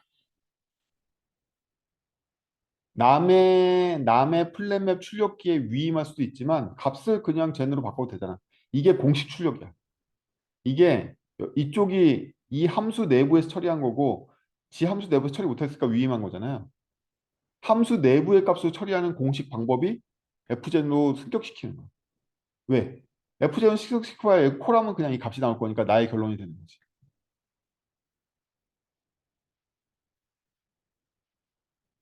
2FZ는 받아온 스테이트는 변이시키지 않고 그냥 값만 출력하는 녀석이었잖아요. 기억나죠? 그러니까 내가 이 함수에서 진짜 출력하고 싶은 값은 2FZ로 출력하고 내가 감당을 못했으면 다른 애한테 위임하는 다른 FZ를 출력하는 함수한테 위임할 수가 있는 거죠. 즉 플랫맵의 의미는 위임이란 말이에요. FZ는 플랫맵. 그래서 여기에서도 블럭잇이 내가 원래 출력하고 싶은 값이니까 FZ로 가는 거죠. 하지만 맵은 상관없잖아. 예외는 없어. if, else 이런 거 없다는 거지. 맵은 언제 가도 상관없잖아. 이거 무조건 성공한다는 거죠. 이 블럭은. 얘는 무조건 블럭이 성공한다고 보고 있어. 그러니까 나도 블럭은 무조건 성공했네. FZ는 승격시켜줄게. 그냥 이렇게 이 단순한 작업만 해주는 거지.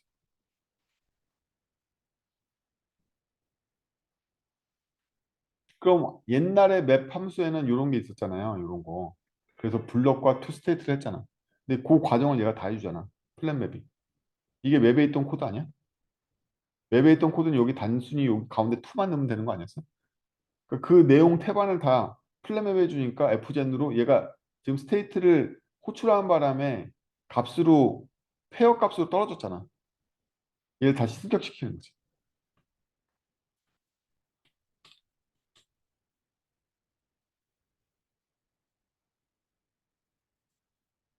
맵2도 더 쉬워졌죠. 이거 어디서 많이 보던 거 아니야? 플랫맵 맵 이거 많이 보던 거죠.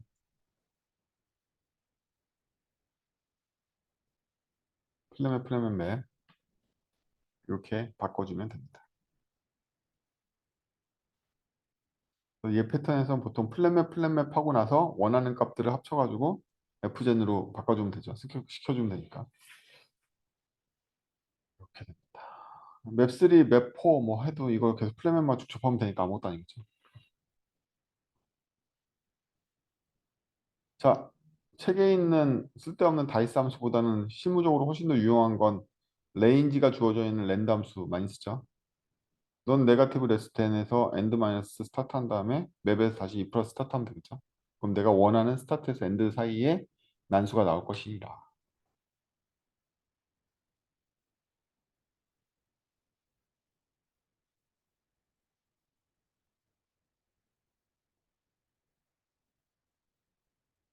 근데 이 논 네가티브 대는 다시 이 안에서 보면 FINT 스테이트의 논 네가티브를 이용해서 플랫맵을 전개한 거에 대해서 뭐 이런 거죠. 이게 바로 컴비네이터를 이용하게 되는 로직들이 만들어지게 되는 것입니다.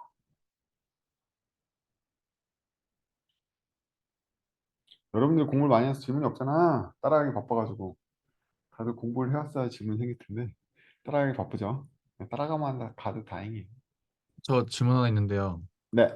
아까 이런 여기 정도 함수에서 이- 인라인이 유리한 구간이 있을까요? 뭐 인라인이 유리한 구간은 전 구간 다 인라인이 유리한데요.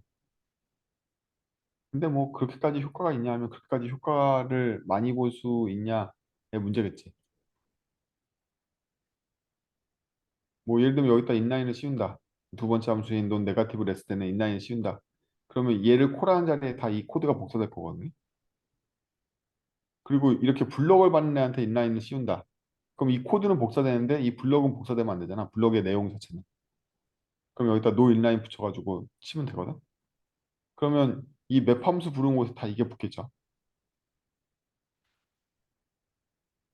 그러면 콜해서 콜하는 부하가 줄어드는 정도까지는 이득을 보는데 모든 바이너리가 이 규모로 맵을 콜하는 게 이 규모로 커지는 거에 대한 페널티는 받겠지. 그렇게 유의미할 정도로 맵을 빡세게 불러야 될 거냐 뭐 이런 문제겠죠. 아마 1ms 안에 10,000번 정도는 불러야 차이가 날걸? JVM 기준으로. 안 그러면 다 1ms 이하의 차이만 날 거야. 그래서 코틀린에서는 블럭 내용을 다 풀어헤치는 정도의 인라인이 아니면 크게 성과는 없을걸? 뭐 이렇게 워닝이 떠요. 뭐 그래도 저는 인라인에 미쳐있기 때문에 대부분 인라인을 거는데 오늘은 제가 여기다가 코틀린 여러 수식어를 넣으면 여러분들이 정신 살아날까 봐 이거 다 지웠어요.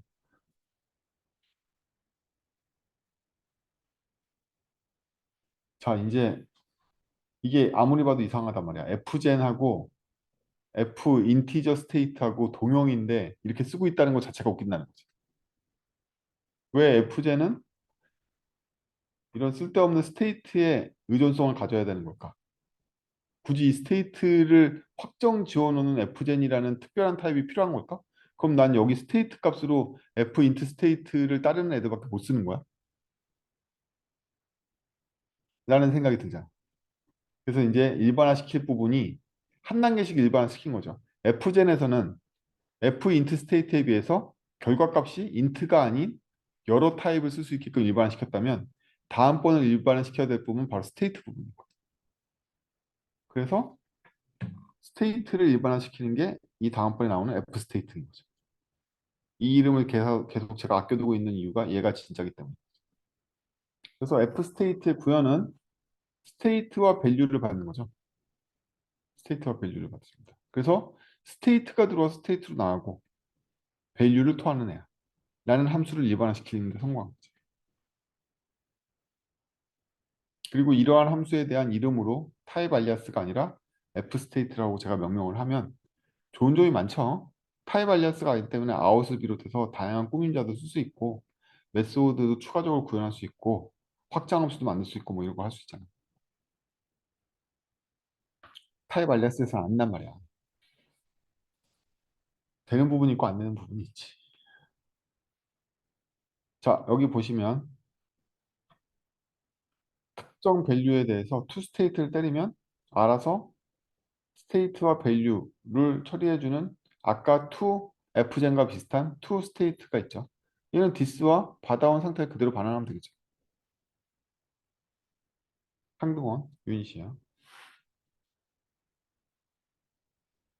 그러면 아까 인트랜드 스테이트도 F 스테이트 기반으로 재구성하면 되죠. 얘는 뭘로 정의할 수 있다? 다시 인트랜드 스테이트가 들어오는 약간 자기 참조적인 정의가 되긴 했지만 그러한 F 스테이트로 정의할 수가 있죠. 그래서 value는 인티저 타입인데 상태는 나 자신을 쓸 거야. 그래서 얘 인보케이션은 이걸 받아서 이거 코드 잘못 복사해왔다. 이건데 이걸 반환하게 되는 거죠. 그렇죠? 정의 그대로.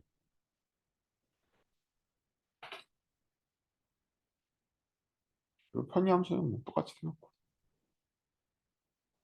기본적으로 F 스테이트에서 귀찮아진 점은 뭐다? 요 스테이트에 대한 타입도 물고 다녀야 된다. 앞에 fgen까지는 스테이트의 타입이 확정으로 들어가 있었죠. fint 스테이트라고. 이제 이것까지 파라미터가 된 거야. 이제 우린 두 개의 파라미터가 관리하게 됐어. 사방 함수에 다 이 두 개의 파라미터가 따라다니게 생긴 거지. 이제. 그러면 F 스테이트를 좀 더 확장해서 연습 문제 6-10을 풀어봅시다. 방금 정의했던 거 그대로죠. 그럼 일단 제가 컴패니언 오브젝트를 비워놓은 이유는 여긴 나중에 구현할 거니까 비워놓고요. 메소드군을 구현하기 위해서 여기 비워놨겠죠.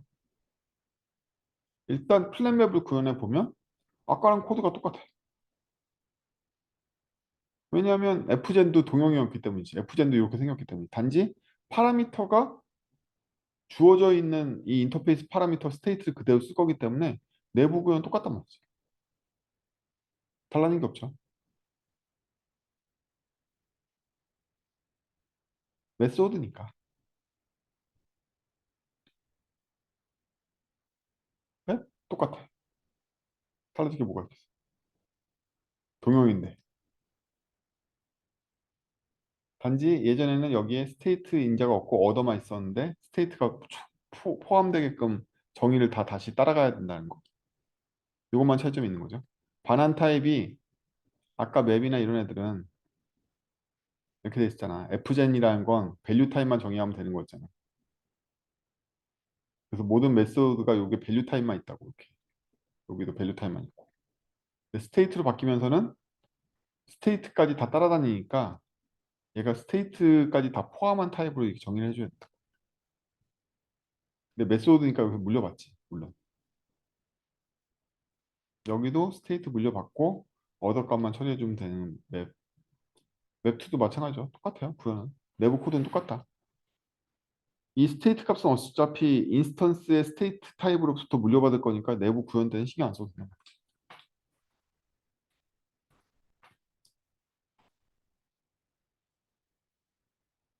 그래서 요 세 개는 메소드 대상이죠. 왜? 디스를 쓰니까. 디스를 여기서 쓰고 여기서 생략됐지만 디스점 플랫맵이죠. 여기도 디스점 플랫맵이고 디스를 쓰잖아. 그러니까 메소드. 하지만 시퀀스는 전혀 디스를 등장시키지 않죠. 그래서 얘는 얘의 확장함수죠.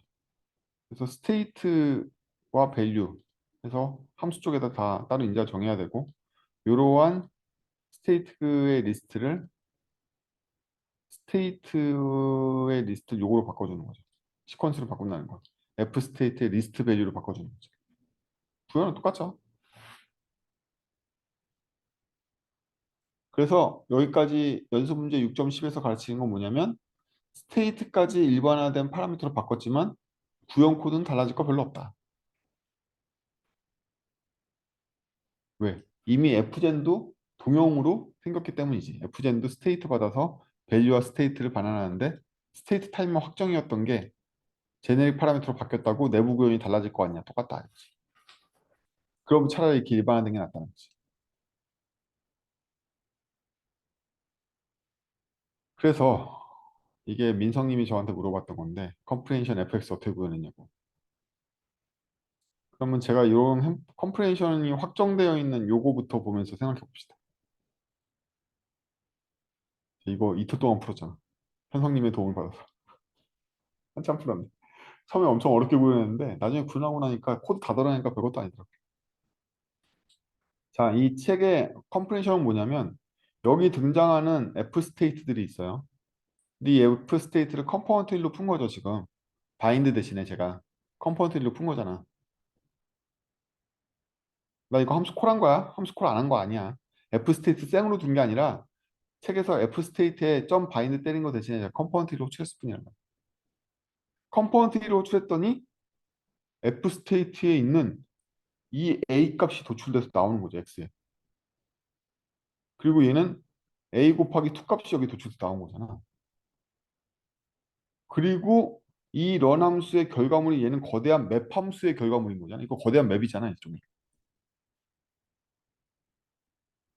맵이라고 볼 수는 없지. A를 B로 바꾸지 않았을까. 어쨌든 이게 반환값이 되는 거잖아. 근데 문제는 이거야. F 스테이트 자체가 뒤에다 컴포넌트 1을 붙였다는 건 얘가 인보크를 해가지고 값으로 풀어진 게 아니잖아요. 어떤 함수로 호출해야지 값만 추출되고 그럼 이때 있는 스테이트는 어디 갔는데 이 스테이트가 얘한테 전달되냐는 거야.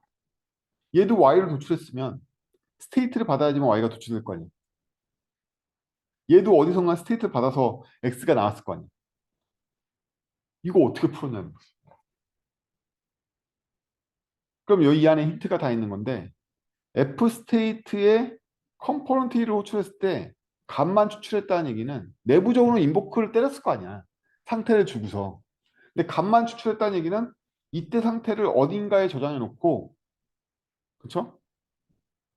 두 번째 F 스테이트가 컴포넌트 1로 콜 될 때 어딘가 저장되어 있는 스테이트를 이용해서 얘를 콜했을 테고 그 스테이트도 어딘가 있다가 얘는 값만 반환했지만 사실은 to 어딘가 있는 스테이트로 반환하는 함수였다는 거잖아.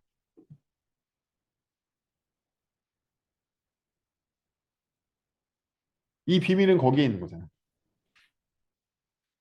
그러면 어딘가에 있는 스테이트가 첫 번째 얘를 인보케이션 할 때도 그 스테이트를 줬을 테고 얘가 만들어지면서 만들었던 뉴 스테이트도 어딘가에 저장했다가 이 두 번째 컴포넌트를 호출할 때 줬을 테고 즉 스테이트 값을 홀더 해줄 수 있는 홀더가 필요한 거야. 홀딩 해줄 수 있는. 네, 동의하십니까?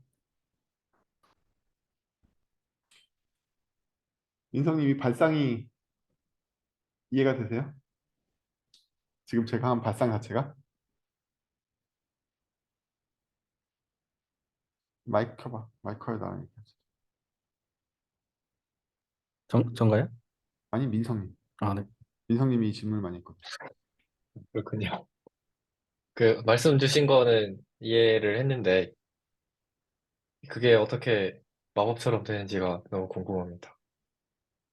자, 일단 컴포넌트 1은 F 스테이트 런 상황에서만 쓸 수 있는 메소드일 거 아니에요. 일반 상황에서는 못 쓰잖아. 왜냐하면 스테이트 홀더라는 게 존재하지 않을 테니까. 이 특수한 컨텍스트 하에서만 만들어지는 거니까 우리는 런 함수가 특수한 컨텍스트인 런 객체 안에서 이루어진다고 볼 거예요. 그리고 이 런 객체는 스테이트 홀더이기 때문에 상태를 갖고 있어. 그래서 오브젝트면 안 돼. 매번 인스턴스를 만들어야 돼. 그럼 얘는 얘를 보면 스테이트는 똑같은 거 쓰잖아요. 스테이트가 계속 교환돼야 되니까. 그래서 스테이트 타입은 확정이야. 근데 얘가 반환하게 될 밸류 타입은 이 람다가 반환하게 될 밸류 타입이잖아요. 이 타입을 일치시켜 주는 거야, 지금. 얘는 문자열을 반환하는 람다죠. 그럼 이 런 객체도 밸류 타입이 문자열로 확정일 거란 말이지. 근데 이거는 블록에 대해서 확정인 거지 각각의 F 스테이트 컴포넌트 1은 어더를 반환할 수 있지. 왜? F 스테이트 어더가 들어올 수 있으니까. 스테이트는 공유해야 되지만 각각의 F 스테이트는 어더 값을 반환할 수 있단 말이지. 예를 들면 얘는 숫자를 반환했지만 얘는 문자를 반환할 수도 있는 거지. 우린 스테이트만 고정되면 되는 거니까. 그래서 얘가 컴포넌트 1을 구현해서 어더를 반환할 거란 말이지. 실제로 어더를 반환했으니까. 그럼 이제 이 비밀을 풀어야 되겠죠. 얘가 어더 값을 반환하는 방법은 이 스테이트를 콜하는 방법밖에 없는 거 아니야? 그러니까 이때 얻은 V 값을 반환했겠지. 이건 확정이잖아. 다른 마법이 있을 수 없잖아. 이건 확정이잖아. 그치? 그럼 이제 마법은 S를 어떻게 처리했냐에 달려있고 얘는 어디서 S를 주소하냐에 달려있는 거지. 얘는 어디서 스테이트를 가져온 거야? 씨. 나는 그냥 생으로 콜했는데 얘는 스테이트를 어디서 주소하냐는 거야. 디스를 콜해야 되는데. 그리고 얘가 반환한 스테이트는 어디다 감춰놨다가 다음번 컴포넌트 부를 때 걔를 주는 거야 이거잖아. 여기 있겠지. 얘가 스테이트 홀더니까. 얘가 스테이트 홀더 객체니까 얘한테 스테이트가 있겠지. 그러니까 얘 스테이트를 얘한테 줘서 콜 해가지고 얻어냈겠지. 따라서 새로 받은 스테이트는 갱신하겠지. 얘한테. 따라서 컴포넌트 호출 순서에 따라서 스테이트가 계속 갱신되면서 다음번 스테이트가 그 다음번 스테이트한테 전달되는 과정이 일어나죠. 이게 바로 이 런 함수 내부에서 스테이트 값을 안 바라봐도 되는 이유지. 얘가 홀딩해 주니까.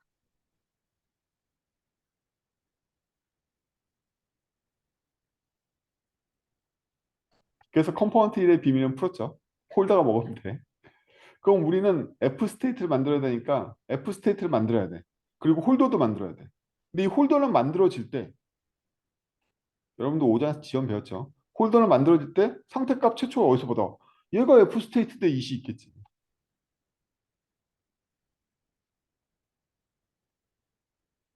상태 여기 있잖아. 왜? 이 F 스테이트의 상태가 이 상태가 이 상태고 그 상태가 그 상태니까 이 F 스테이트 상태가 이 상태니까 얘한테 넘길 수 있는 상태랑 호환되잖아. 넘기면 되잖아.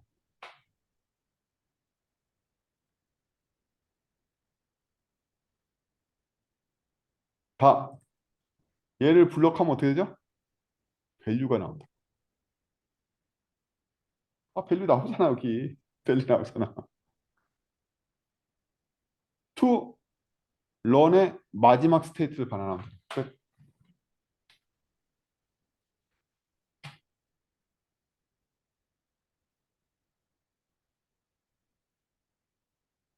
저 강팀의 공황장애 같은 저 표정은 뭐지? 타임 맞춰서 풀었죠?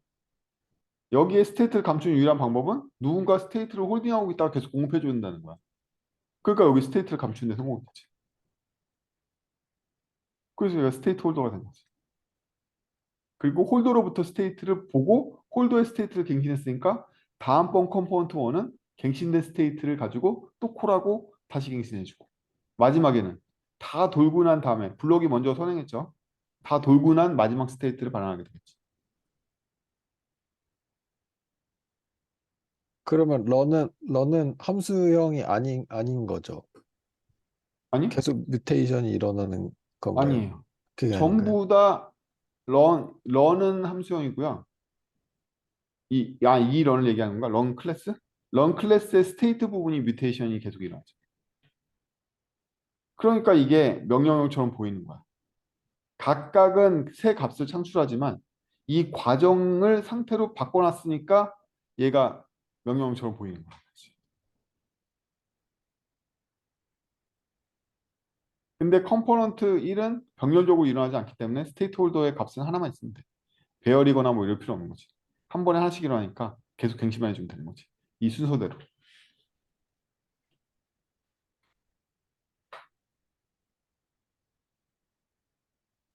민석, 의문이 다 풀렸음? 아우, 했습니다. 그래서 여기에 i2라는 스테이트에다가 스테이트 값으로 얘 인티저 받는 스테이트죠. 스테이트로 인티저 받잖아. 1을 넘기면 첫 번째 스테이트의 결과로 1이 그냥 리턴돼서 x는 1이 될 테고 스테이트는 2로 변했을 거예요. 그 스테이트 2가 여기 들어있겠죠. 그 스테이트 2는 다음번 컴포넌트 1에서 공급받는 스테이트 2가 돼서 이때 a는 2가 들어올 것이고 그래서 2 곱하기 2 4가 나오고 2 더하기 1은 3이 돼서 최종 스테이트는 3이 돼 있을 거란 말이야. 그리고 이 결과물은 x가 1이고 y가 4였으니까 문자로 합하면 1, 4, 2, 3로 나올 거라고. 나온다고. 나온다고. 자,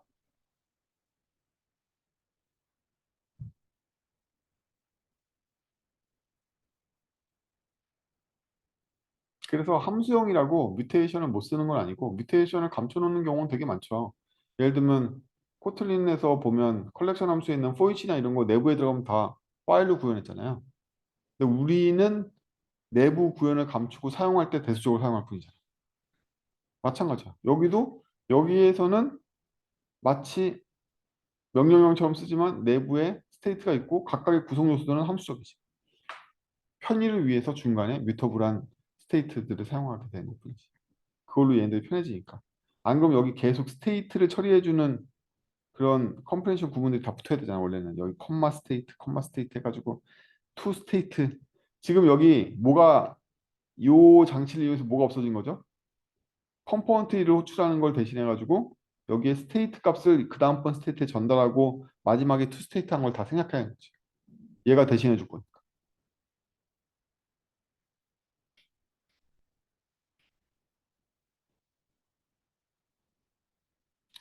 괜찮아. 여러분들 얼굴이 굳어 있어도 영상이 있잖아. 우리에게. 여러분 보면 알겠지. 연습 문제 6일내. 인풋 타입에 코인하고 턴이 있고요. 제가 귀찮아서 그냥 이 안에 넣었는데 얘는 인풋 타입은 아니에요. 인풋 타입은 두 개죠. 대수 타입으로 얘 두 개만 있는 거죠. 인풋 안에 자식은 코인과 턴이 있다. 코인은 이 머신 안에다 코인을 추가하는 행위고요. 턴은 손잡이를 돌리는 건데 락이 돼 있으면 돌아가지 않아. 그리고 이 안에 턴 하는데 성공하면은 캔디를 주겠죠. 캔디가 하나씩 깎여 나갈 거야. 뭐 이런 머신입니다. 그럼 시뮬레이터는 명령 세트를 주는 거죠. 순차적인 명령 세트를 줘요. 코인을 넣었다가 턴을 했다, 코인을 넣었다, 턴을 했다, 뭐 이런 명령 세트를 줄 거 아니에요. 순차적으로 실행한 매크로를 준다. 그럼 얘는 뭘 리턴하냐면 이러한 명령을 처리했을 거라는 시뮬레이터의 결과를 썬크화한 F 스테이트를 줘. 그래서 얘의 스테이트는 인풋 머신이 반복될 것이고 그때마다 결과값으로 사실 이거 쓰레기거든요. 필요 없거든. 그냥 얘도 그냥 머신 리턴해도 되거든요. 괜히 머신에 있는 코인하고 캔디를 빼가지고 괜히 스테이트의 결과값을 만든 건데 이게 쓰레기야. 그냥 머신 리턴해도 돼 원래. 그러니까 얘는 일단 F 스테이트에 머신이 들어온 건 확정이잖아요. 항상 만드는 법은 정해져 있다고 그랬죠. 얘가 F 스테이트를 리턴할 거야. F 스테이트에 머신을 만드는 건 정해져 있단 말이야. 이 상태로 머신이 들어올 거야. 기존 머신이 들어올 거란 말이지. 그럼 여지껏 배웠던 그 감각을 되살려 보자고. 제발 3장, 5장 좀 복습 좀 많이 해서 몸에 연습 문제가 대치고 배치고 막 풀어줘야 된다고 했잖아요. 그에서 발견되는 패턴도 그냥 다 눈에 인식이 돼야 되고. 이 푸는 방식은 재기적으로 푼다고 그랬잖아. 리커시브하게 푼다니까. 위에 정의는 대수적으로 돼 있지만 푸는 건 리커시브하게 풀기 때문에 여러분들이 상태를 이용한 루프에 쩌들어 있는 이상은 이 문제들이 다 안 풀려. 이게 함수형의 어려운 점이야. 첫날부터 제가 얘기했지만 그게 어려운 점. 그럼 나한테 문제가 이렇게 보인다는 거야. 얘가 콘이야. 어? 인풋이 콘이란 말이야. 인풋이 콘이라는 얘기는 테일의 시뮬레이터를 돌려서 나온 걸로 보인단 말이야. 왜? 콘의 헤드를 내가 뭘로 소비할 거기 때문에? 머신을 갱신하는데 소비할 거기 때문에.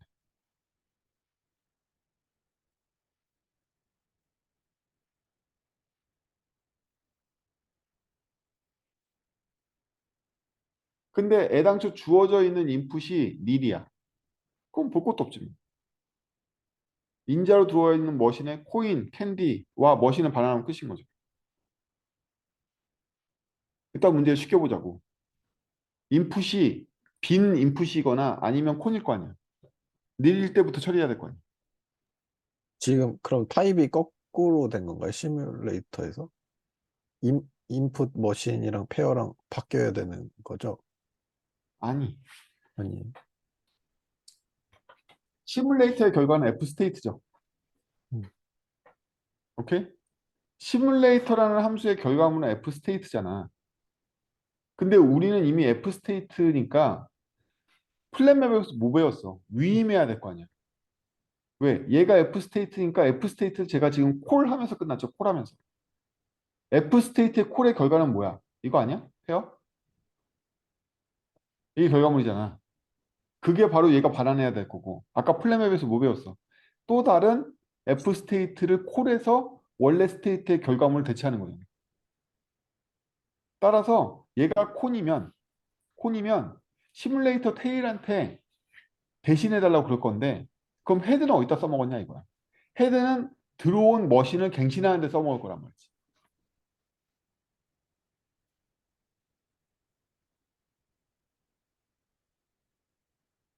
여기 이 괄호 잊어버리면 안 돼요.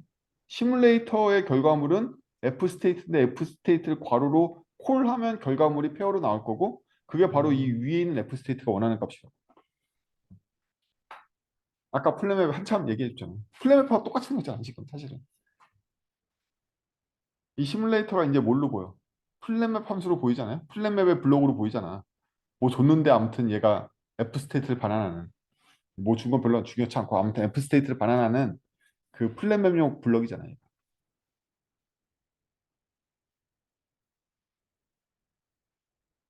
아니면 지가 직접 코인과 이게 내가 그래서 쓰레기라고 한 거야. 원래 머신만 반환해야 되는데 머신에서 굳이 코인하고 캔들 꺼내서 반환하는 거거든. 사실은 그냥 머신 투 머신 해도 된단 말이지. 아무튼 꺼내서 줬어요. 이건 쉽잖아. 코인일 때 느릴 때. 어? 코인일 때 느릴 때는 좋잖아.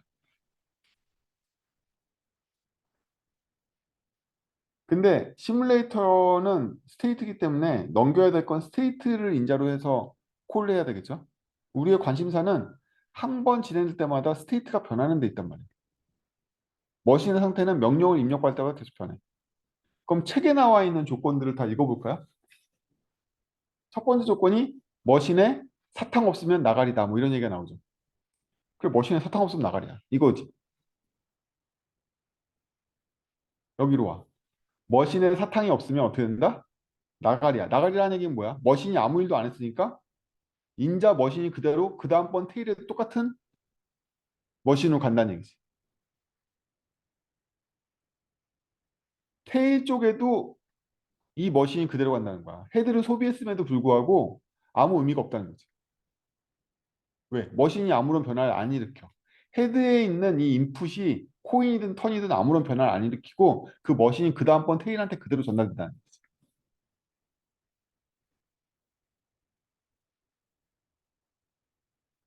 그렇죠? 다음. 아니면 이제 우리는 헤드에 관심을 가질 때가 됐다는 거야. 일단 캔디가 있긴 있어야지 뭐 헤드에 관심을 갖는다는 거지. 책에 이렇게 써있잖아. 캔디가 없으면 나가리다. 난 인풋을 다 무시하겠다. 이렇게 되잖아. 일단 캔디가 있어야 돼. 아무리 인풋 리스트에다가 이 F 리스트에다가 인풋을 잔뜩 넣어도 최초에 콜돼서 넘어오는 머신에 캔디가 없으면 다 무시할 거야. 싹 무시하다가 그냥 이렇게 나가겠죠. 캔디 0 뭐 이렇게 나갈 거지. 근데 만약에 캔디가 있다라면 헤드 값에 대해서 거기 책에 기술한 대로 써가면 돼. 일단 코인이 들어왔을 때 머신이 락이냐 아니냐로 결정되죠. 머신이 락이 아닌 상태에서 코인을 넣으면 어떻게 돼요? 그냥 머신이야. 동전 받아들이지 않아. 그냥 다시 반환되는 거죠. 머신이 락인 상태에서만 코인을 받아들인다. 코인을 받아들이면 락이 풀리겠죠. 응? 그래서 락이 풀린 머신이 우리한테 필요하잖아.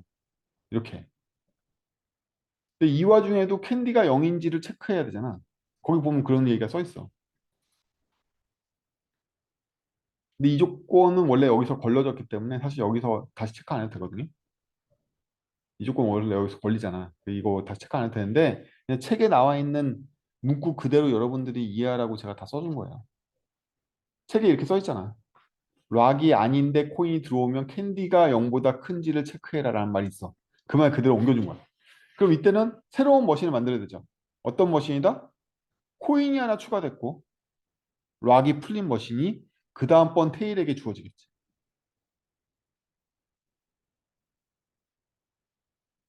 이게 책에서 말한 거죠.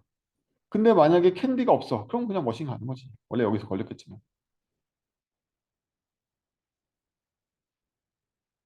그래서 그 다음번 테일도 그냥 머신을 생으로 받아야 되겠죠. 이게 코인의 스토리였다. 코인을 넣을 때의 스토리였다. 다음. 턴을 하면 어떻게 돼? 돌리는 조건이 뭐죠? 일단 락인 상태에선 돌려지지 않아. 돌려지지 않으니까 그냥 머신이야. 아무 상태 변화도 아니라니까. 근데 락이 아니야. 락이 풀렸어. 그러면 돌렸으니까 다시 락으로 변하죠. 캔디 하나 줬어. 코인 하나 깠어. 이거지. 이게 그 다음번 테일한테 줄 상태겠지. 이거를 반복하면 되는 거지. 끝없이. 그럼 그 다음번 테일은 또다시 그 테일한테 머신 상태의 갱신해서 또 테일을 부를 테고 순방향으로 가겠죠. 폴드 레프트 방향으로. 테일로 전진하는 건 폴드 레프트 방향이잖아. 순방향. 어? 근데 이게 테일렉을 걸 수 없는 이유는 지연돼 있기 때문에 테일렉을 걸 수 없을 뿐이지. 순방향이다 이거. 됐습니까? 그, 이렇게 됩니다. 저 질문 있는데요. 네. 요거 맨 마지막에 머신점 코인즈 마이너스 1 아닌 것 같아갖고. 이거 머신점 코인즈 그냥 가만히 있는 거로. 아, 그러네요. 코인을 괜히 네. 깠네. 어. 네. 코인 까면 안 되지. 음, 코인은 기계가 갖고 있어야지. 맞아요. 맞아요. 제가 아무 생각 없이 코인 깠네요. 돌릴 때. 그래서 테스트 코드에서 코인 깠는데. 미안. 미안. 그래서 시뮬레이터한테 F리스트로 명령 세트를 주면 그리고 최초의 명령을 보면 락은 잠겨 있고 사탕 5개, 코인 빵개로 시작했죠. 이렇게 시작해가지고 코인 넣고 돌리고 코인 넣고 돌리고 이러면 어떻게 된다? 사탕 2개 까질 거고 코인은 2개 생겼겠죠. 제가 지금 코인을 까버리는 바에 코인을 0으로 했네. 코인 까면 안 되는데. 그래서 캔디 3개 먹었고 코인은 2개가 돼야 되죠. 제가 저기다 마이너스 1 안 때렸으면 2개 됐을 테고. 그 다음에 머신에 대해서 따져보면 머신은 어떤 상태가 된다? 3, 2로 돼 있는 머신이 돼야 되겠죠. 마이너스를 안 깠으면. 시뮬레이터가 작동한다.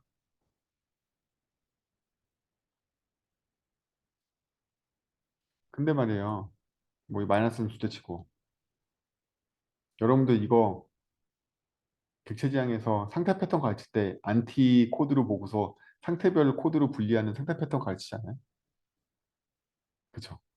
함수형 상태 머신은 그지 같다. 라고 생각하시면 안 됩니다. 그래서 요거 좀 이따 이게 끝이었나? 그치 이게 끝이지. 여기까지 제가 하고요. 함수형 상태 머신의 분기에 대한 예를 우리 역자이신 현성님이 다른 슬라이드로 잠깐 맛보기를 보여주실 거예요. 일단 그래서 6장은 여기까지 해서 일단 끝을 낼 거예요. 6장 전체에서 궁금하신 점.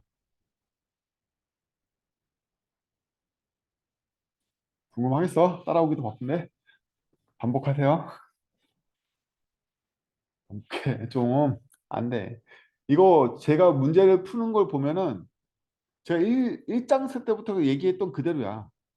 함수형이 그지 같은 이유는 뭐다? 시그니처가 대수적으로 생겼고 구현은 리커시브로 생겼다니까. 두 가지 스킬을 원한다고. 이 제가 구현한 걸 보면 그냥 타임 맞춰서 리커시브로 구현하잖아요. 어렵지 않게. 여러분들은 상태 기반의 루프를 사용했단 말이야. 이게 감각적으로 잘 안 되는 거야. 트레이닝밖에 없어. 그래야지 문제를 계속 배수 타입을 맞춰가는 문제로 풀 수가 있단 말이지. 저랑은 이 문제를 같이 풀어보면 그냥 타임 맞추기 하면 자동으로 그렇게 될 수밖에 없는, 물론 그렇게 제가 매번 마법을 부려놓은 거긴 하지만 그렇게 보이잖아, 코드가. 실제로 그렇게 푼단 말이야, 제가 풀 때도. 타임 맞춰서 리커시브로 푼단 말이지. 내부 코드를 풀 때는. 그래서 함수형 코드에 트레이닝이 많이 되면 코드 짜기가 쉽다라고 느낀단 말이에요. 오히려. 마법처럼 타임만 맞춰주면 그 코드가 자동 완성이 돼. 쉽다라고 느낀단 말이지, 실제로. 그냥 트레이닝의 문제인 거예요. 그 외에 5장에서 배웠던 썬크가 6장의 썬크가 더 자연스러운 이유. 값을 도출할 때는 보조값이 필요한 게 당연하니까. 근데 그 보조값이 안 변하면 맨날 상수가 나올 거니까 보조값도 변해야 돼. 그러니까 이 스테이트 패턴이, 이 스테이트 함수가 되게 자연스러운 썬크인 거죠, 오히려. 좋다. f 괄호는 y보다는 fx가 y가 되는 게 자연스러운 이유랑 똑같은 거죠. 근데 문제는 x도 함수형 세계에선 상수가 되면 y가 맨날 똑같으니까 그 x도 변해야 돼. 라는 거지. 실제 우리가 수학을 배울 때 fx는 y에서 x는 누가 바꾸고 있었다? 우리가 인간이 바꾸고 있잖아. x에다 3 넣어보고 4 넣어보고. 이 인간 뮤테이션 머신이 그 x에다 다른 값을 넣어줬는데 함수가 그 다른 값을 내야 되니까 x도 뮤테이션 시켜야 되니까 x 변환 함수도 같이 들어가 있는 거지. 그게 핵심이에요. 그걸 이해하면 이 나머지 상태들이 왜 필요한지, 그걸부터 파생되는 여러 가지들이 왜 있는지는 다 자동으로 따라오게 됩니다. 질문이 없는 것 같을까? 수고하셨고요. 역자님의 특별 강연이 이어서.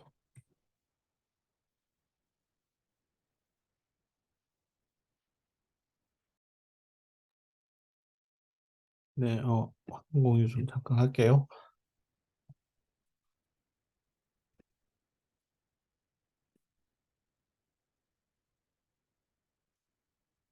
근데, 맞나? 보이시나요?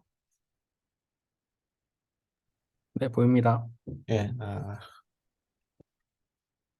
제목은 거창하게 졌는데, 뭐, 보여드릴 거 별거 없고요. 저 이제 컴파일러를 전공했으니까, 스테이트를 보통 얘기할 때, 펑셔널 프로그래밍 하는 사람들이 제일 많이 쓰는 게, 이 책에도 나왔던 랜덤이었거든요. 예. 뭐 이해하기도 쉽고 사실 큰 문제 없고. 근데 이제 저는 전통적인 명령형 인터프리터를 만들고 그 인터프리터를 가지고 어떻게 하면 펑셔널 인터프리터로 바꿀 수 있는지 보여주면서 스테이트 모나드가 왜 필요한지, 왜 도입돼야 되는지 이제 보여드리는 예제를 만들었어요. 그래서 코드를 보여드리면서 설명을 드리겠습니다. 잘 보이시나요? 네. 네. 일단 제가 두 가지 버전의 인터프리터를 만들었습니다. 하나는 임페러티브 명령형 인터프리터고요. 언어는 똑같죠. 그래서 언어를 이제 텍스트로 쓰진 않고 AST를 실드 인터페이스로 구현을 했습니다. 밑에 메인에 사용하는 코드부터 보여주신 게 더. 예, 그게 낫겠네요. 예. 언어 자체는 되게 단순합니다. 변수를 선언할 수 있고요. 그다음에 변수에 그 다른 익스프레션을 계산해 갖고 집어넣을 수 있고요. 그다음 프린트하는 명령이 있습니다. 그래서 예를 들어서 프로그램을 간단하게 하나 만든다면 선언을 했어요. A라는 변수를 선언했고 그 값을 선언하는데 왜 DECL 같은 어려운 이름을 쓰나요? 발이나 바 같은 거. 디클러레이션의 약자입니다. 그거 다 얘기해 주셔야 돼요. 못 네. 알아듣어요. 그리고 C는 컨스탄트란 뜻이에요. 컨스탄트. 그리고 여기서는 지금 데이터 타입으로 그냥 그 문자 열만 사용했어요. 편의상. 뭐 다른 걸 더 넣을 수도 있지만 그럼 복잡해지기만 하니까.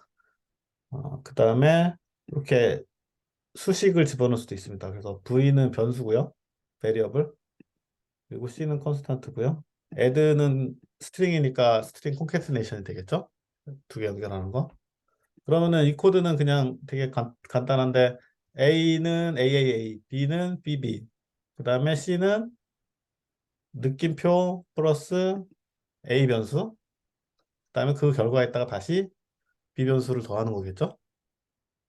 네. 그리고 이 프로그램을 실행하려면 환경이 필요합니다. 환경은 뭐냐면은 변수와 변수에 바인딩된 값을 갖고 있는 맵이라고 생각하시면 돼요. 그죠? 우리가 프로그램 계산할 때도 스코프 안에서 변수가 어떤 변수가 어떤 값인지를 머릿속으로 추적하고 있잖아요. 인터프리터 당연히 그걸 알고 있어야 되죠. 그리고 이 사람들을 너무 높게 평가한 거지. 저기 인바이러먼트라고 되어 있는 건 우리가 일반적으로 렉시컬 인바이러먼트라고 부르는 건데, 렉시컬 인바이러먼트라는 건 뭐냐면 여러분들이 변수를 사용할 수 있잖아요. 그럼 변수의 이름은 스코프에 따라서 다르게 인식되잖아. 함수 내부에서의 변수 세트가 있고 메인에서의 변수 세트가 있잖아. 누가 그 이름을 기억하고 있는 거야? 그게 바로 실행 배경에 깔려 있는 렉시컬 인바이러먼트, 즉 어휘 공간에서 변수 세트를 갖고 있다는 거죠. 그래서 그 변수를 쓸 수 있는 거거든요. 그 변수를 조회하면 그 환경에서 그 변수를 관리하고 있는 지역 환경별 변수용 메모리 공간이라고 생각하면 돼요. 메모리 공간이니까 지금 보면 맵에다 잡아놓은 거죠. 그 변수 이름별로 값을 잡아놓은 거죠. 그걸 보통 환경이라고 줄여서 얘기합니다. 앞에 거는 이제 이름이고 변수 이름이고 뒤에 거는 그 변수의 값이죠, 실제로는. 근데 지금의 경우에는 변수의 값이 문자열밖에 없으니까 그냥 스트링으로 한 거고요. 그리고 이 프로그램을 실행하는 거는 이게 명령형이니까 이 환경이 뮤터블 맵으로 돼 있어요. 그래서 요 한 문장을 실행하면 맵의 내용이 바뀝니다. 그래서 그냥 프로그램에 이거 맵을 해도 되고 뭐 포이치를 해도 되고 사실은 상관없는데 왜 맵으로 했냐면 아웃풋을 모으고 싶어서. 예. 그래서 아웃풋을 모으고 싶어서 이제 맵으로 했고 인터프리트는 그냥 한 문장을 인터프리트 하는 인터프리터예요. 그러면 이제 이렇게 반복해서 인터프리터를 돌리고 그때마다 엔바이러먼트가 바뀔 테니까 바뀐 엔바이러먼트가 다음 엔바이러먼트에 영향을 끼치겠죠. 그러고 나서 아웃풋을 출력해 보고 싶으니까 이렇게 그냥 for each 돌려갖고 아웃풋을 그냥 출력합니다. 그러면은 제가 아웃풋을 어떻게 정했냐면 유닛 아무 결과도 없을 땐 그냥 유닛이라는 걸 반환하고 그다음에 프린트가 있었으니까 프린트의 경우 약간 그 프린트 아웃이라는 화면 출력이라는 거를 스트링을 정의를 했어요. 물론 그냥 일반 스트링 써도 되는데 요 아웃풋 그 실드 인터페이스랑 맞추려니까 맞춰서 정의를 했고요.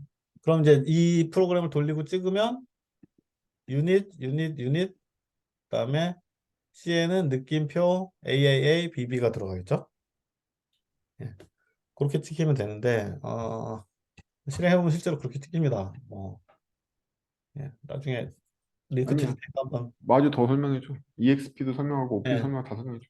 그다음에 딴 이제 위에서부터 다시 보시면은 그거를 파스트리를 이제 거기 너무 빨리 ASP라고 가셨고요. 인터프리트를 설명하면서 인터프리트가 에바를 쓰는 것까지 다 설명해 줘야 돼. 그 다음에 그 위로 가서 타입을 설명해. 예. 인터프리터는 지금 세 가지 케이스밖에 없어요. 사실 디클러레이션하고 그러니까 선언하고 그다음 변수 변경 변수에 대입하는 거 이 두 개는 하나로 합쳐도 상관없는데 실제로는 뭐 일단은 그렇게 해놨고 그 다음에 이제 프린트 이렇게 세 개의 명령만 있습니다. 그래서 세 개의 명령을 케이스 클래스로 만들어놨으니까 웬으로 분리해서 이제 따져보면 되고 선언인 경우에는 인바이러먼트를 변화시키고요. 이때 그 디클러레이션을 보면 DCL의 변수 이름이 있고 식이 있잖아요. 그러니까 식을 계산해야 되겠죠, 일단. 그쵸? 그럼 식을 계산하려면 식 계산할 때 변수 이름을 끌어서 써야 되니까 eval 펑션은 식을 계산하되 environment를 받아야 됩니다. 그죠? 거기서 잠깐 정지. 이게 바로 여러분들이 쓰시는 대부분의 ABC 언어에서 문과 식이 따로 존재하는 이유예요. 지금 보고 계신 인터프리트가 스테이트 해석기고요. 에발이 바로 익스프레션 해석기예요. 그렇죠? 식을 네. 해석할 때랑 문을 해석할 때가 다르다는 거야. 밑에 있는 건 문에 대한 문법을 해석하고 있다면 각 문이 요구하는 식 같은 경우에는 식 해석기를 통해서 값을 얻게 된다는 거죠. 계속. 그래서 식은 값을 반환해야 되고, 그리고 식의 경우 케이스를 나눠보면은 컨스탄트, 베리어블, 그 다음에 이제 간단하게 그냥 바이너리 오퍼레이션 중에서 그냥 add 이렇게 정의를 해놨고요. 컨스탄트는 간단하죠. 그냥 그 값을 그대로 넘겨주면 되니까 반환해주고, 베리어블의 경우에는 변수가 있는지 요 받은 인바이러먼트에서 체크를 합니다. 그래서 없으면 undefined라는 에러를 넣어주고, 아니면 변수 값을 그냥 반환해주면 되죠. 저게 그 유명한 널 포인트 에러를 지금 눈앞에 보고 계시는 거예요. 그다음에 add의 경우에는 서브 익스프레션들을 각각 이밸리에이션 해야 되겠죠. 예, 그리고 그 결과를 연결해 줍니다. 예, 별거 없죠. 그러고 나면 업데이트도 똑같습니다. 기본 구조가 똑같기 때문에 사실은 이제 여기서 뭐 그 업데이트의 경우에는 변수가 있는지 체크를 하고 디클러레이션의 경우는 변수 있는지 체크 안 하고 뭐 아니면은 이미 정의된 변수를 재정의하는 걸 막고 뭐 이런 절차를 더 넣을 수 있는데 저는 이제 골격만 보여드리고 싶어서 이제 그거를 굳이 넣지는 않았고요. 그다음에 이제 프린트 명령의 경우에는 이게 사이드 이펙트인 거죠, 말하자면. 예, 부작용으로 프린트아웃을 이제 내놓으면 되는데 이제 저는 그거를 아웃풋으로 지금 에뮬레이션 하고 있으니까 아웃풋을 만들고 있습니다. 그래서 이 랭귀지 자체는 어떻게 보면 순수한 임페러티브 랭귀지는 아닌 거죠. 인터프리터는 임페러티브 랭귀지지만 근데 어쨌든 이렇게 인터프리터 만들 수 있고 이밸리에이션 펑션을 만들 수 있어요. 그러면은 실행할 때는 요 인바이러먼트가 업데이트 된다는 사실에 전적으로 의존하고 있는 거죠. 그죠? 그러면 함수형 프로그래밍에서는 사이드 이펙트가 없으니까 인바이러먼트를 업데이트 할 수 없겠죠. 그래서 만약에 여기 있는 요 타입을 뮤터블 맵을 그냥 맵으로 바꾼다면은 여기 있는 요 코드들이 무력화될 거란 말이에요. 그죠? 그럼 그럴 경우 어떻게 요 인터프리터 함수를 바꿀 수 있을까? 바꿔야 상태를 변화시켜 가면서 순서 함수형 프로그램으로 인터프리터 만들 수 있을까? 이런 걸 이제 생각해 보면 그 랜덤 6장에서 랜덤을 봤던 때 그때랑 비슷한 정신적인 흐름을 따라가게 되는 거죠. 앞부분은 똑같고 인바이러먼트만 이뮤터블 인바이러먼트로 바꾸고요. 그래서 그냥 맵입니다. 그리고 여기 뭐 언어는 그대로 똑같고 차이는 원래 이렇게 돼 있었는데 여기서 인바이러먼트가 임뮤터블이면 얘가 안 먹히니까 결국에 어떻게 해야 되냐면 인터프리터가 출력 쪽에다가 새 인바이러먼트를 돌려줘야 되겠죠. 그래서 문장을 실행할 때마다 문장의 출력 값하고 새로운 인바이러먼트를 만들어서 돌려줍니다. 근데 만들 때 기존 인바이러먼트에다가 이렇게 새롭게 정의한 변수만 덮어 쓰는 게 아니라 정확하게 얘기하면은 뒤에 또 뭐 그게 덮어 쓰는 거죠. 결과적으로는 덮어 쓰는 거랑 같은 효과죠. 실제로 덮어 쓰진 않는데. 어. 그리고 업데이트도 마찬가지고요. 프린트도 마찬가지고. 그래서 뭐 유닛 이쪽에 그러니까 이 반환값이 페어가 생기죠. 페어가 생기고 얘를 연결할 때는 이쪽에서 아까는 그냥 맵을 썼는데 이제는 폴드를 써갖고 출력을 모으면서 인바이러먼트를 변화시켜 가야 되겠죠. 그래서 이렇게 한 번 더 꼬이게 됩니다. 그리고 얘가 이니셜에는 처음에 빈 리스트일 거고 그다음에 인바이러먼트는 널 인바이러먼트 아무것도 안 들어있는 인바이러먼트부터 시작하겠죠. 그러고 나서 폴드로 받았던 인바이러먼트랑 출력을 가지고 구조분해해서 가지고 있고요. 그 다음에 오퍼레이션 가지고 인터프리터를 한번 실행하면 새 인바이러먼트를 받겠죠. 그리고 새 출력을 받겠죠. 이게 입장에서 굉장히 많이 받았던 그 패턴이죠. 그러고 나면 결론은 어떻게 되냐?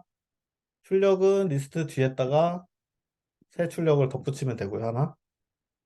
이게 좀 비용이 많이 들어서 마음에 안 들면 이제 콘스 한 다음에 나중에 리버스 하는 방법도 있겠죠. 예, 그리고 새 인바이러먼트는 앞에 거 무시하고 뒤에 새로 받은 인바이러먼트 돌려주면 되겠죠. 예. 그래서 이 코드를 아까 이제 맹 실장님이 Fgen으로 다시 더 일반화한 거죠, 실제로는. 그래서 펑셔널 프로그래밍 할 때는 이렇게 업데이트 돼야 되는 대상들을 명시적으로 함수의 반환값으로 바꾸는 짓을 많이 해요. 예, 그리고 인터프리터가 그 케이스를 굉장히 잘 보여주는 예제라고 생각을 하고요. 예, 이상입니다.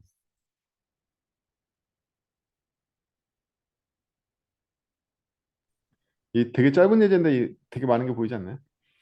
실무적이고.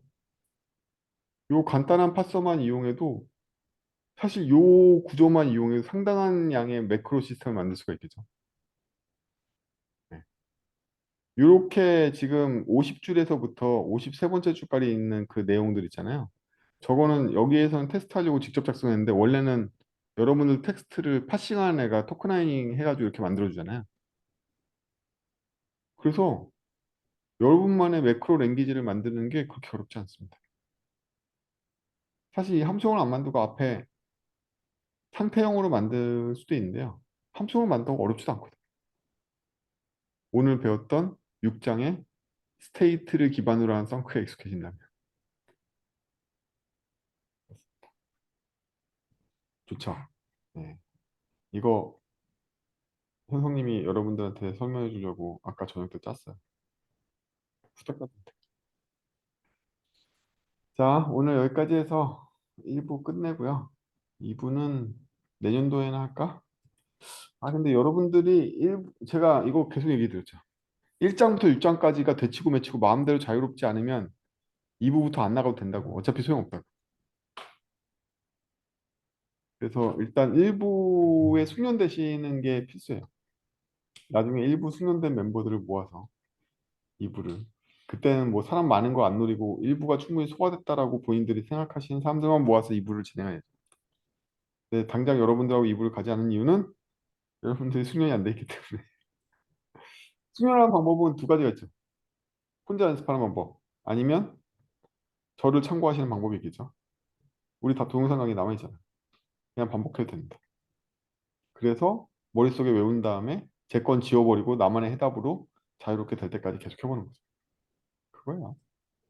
그래서 여러분들이 좀 숙련되면 디스코드에다 올려주세요.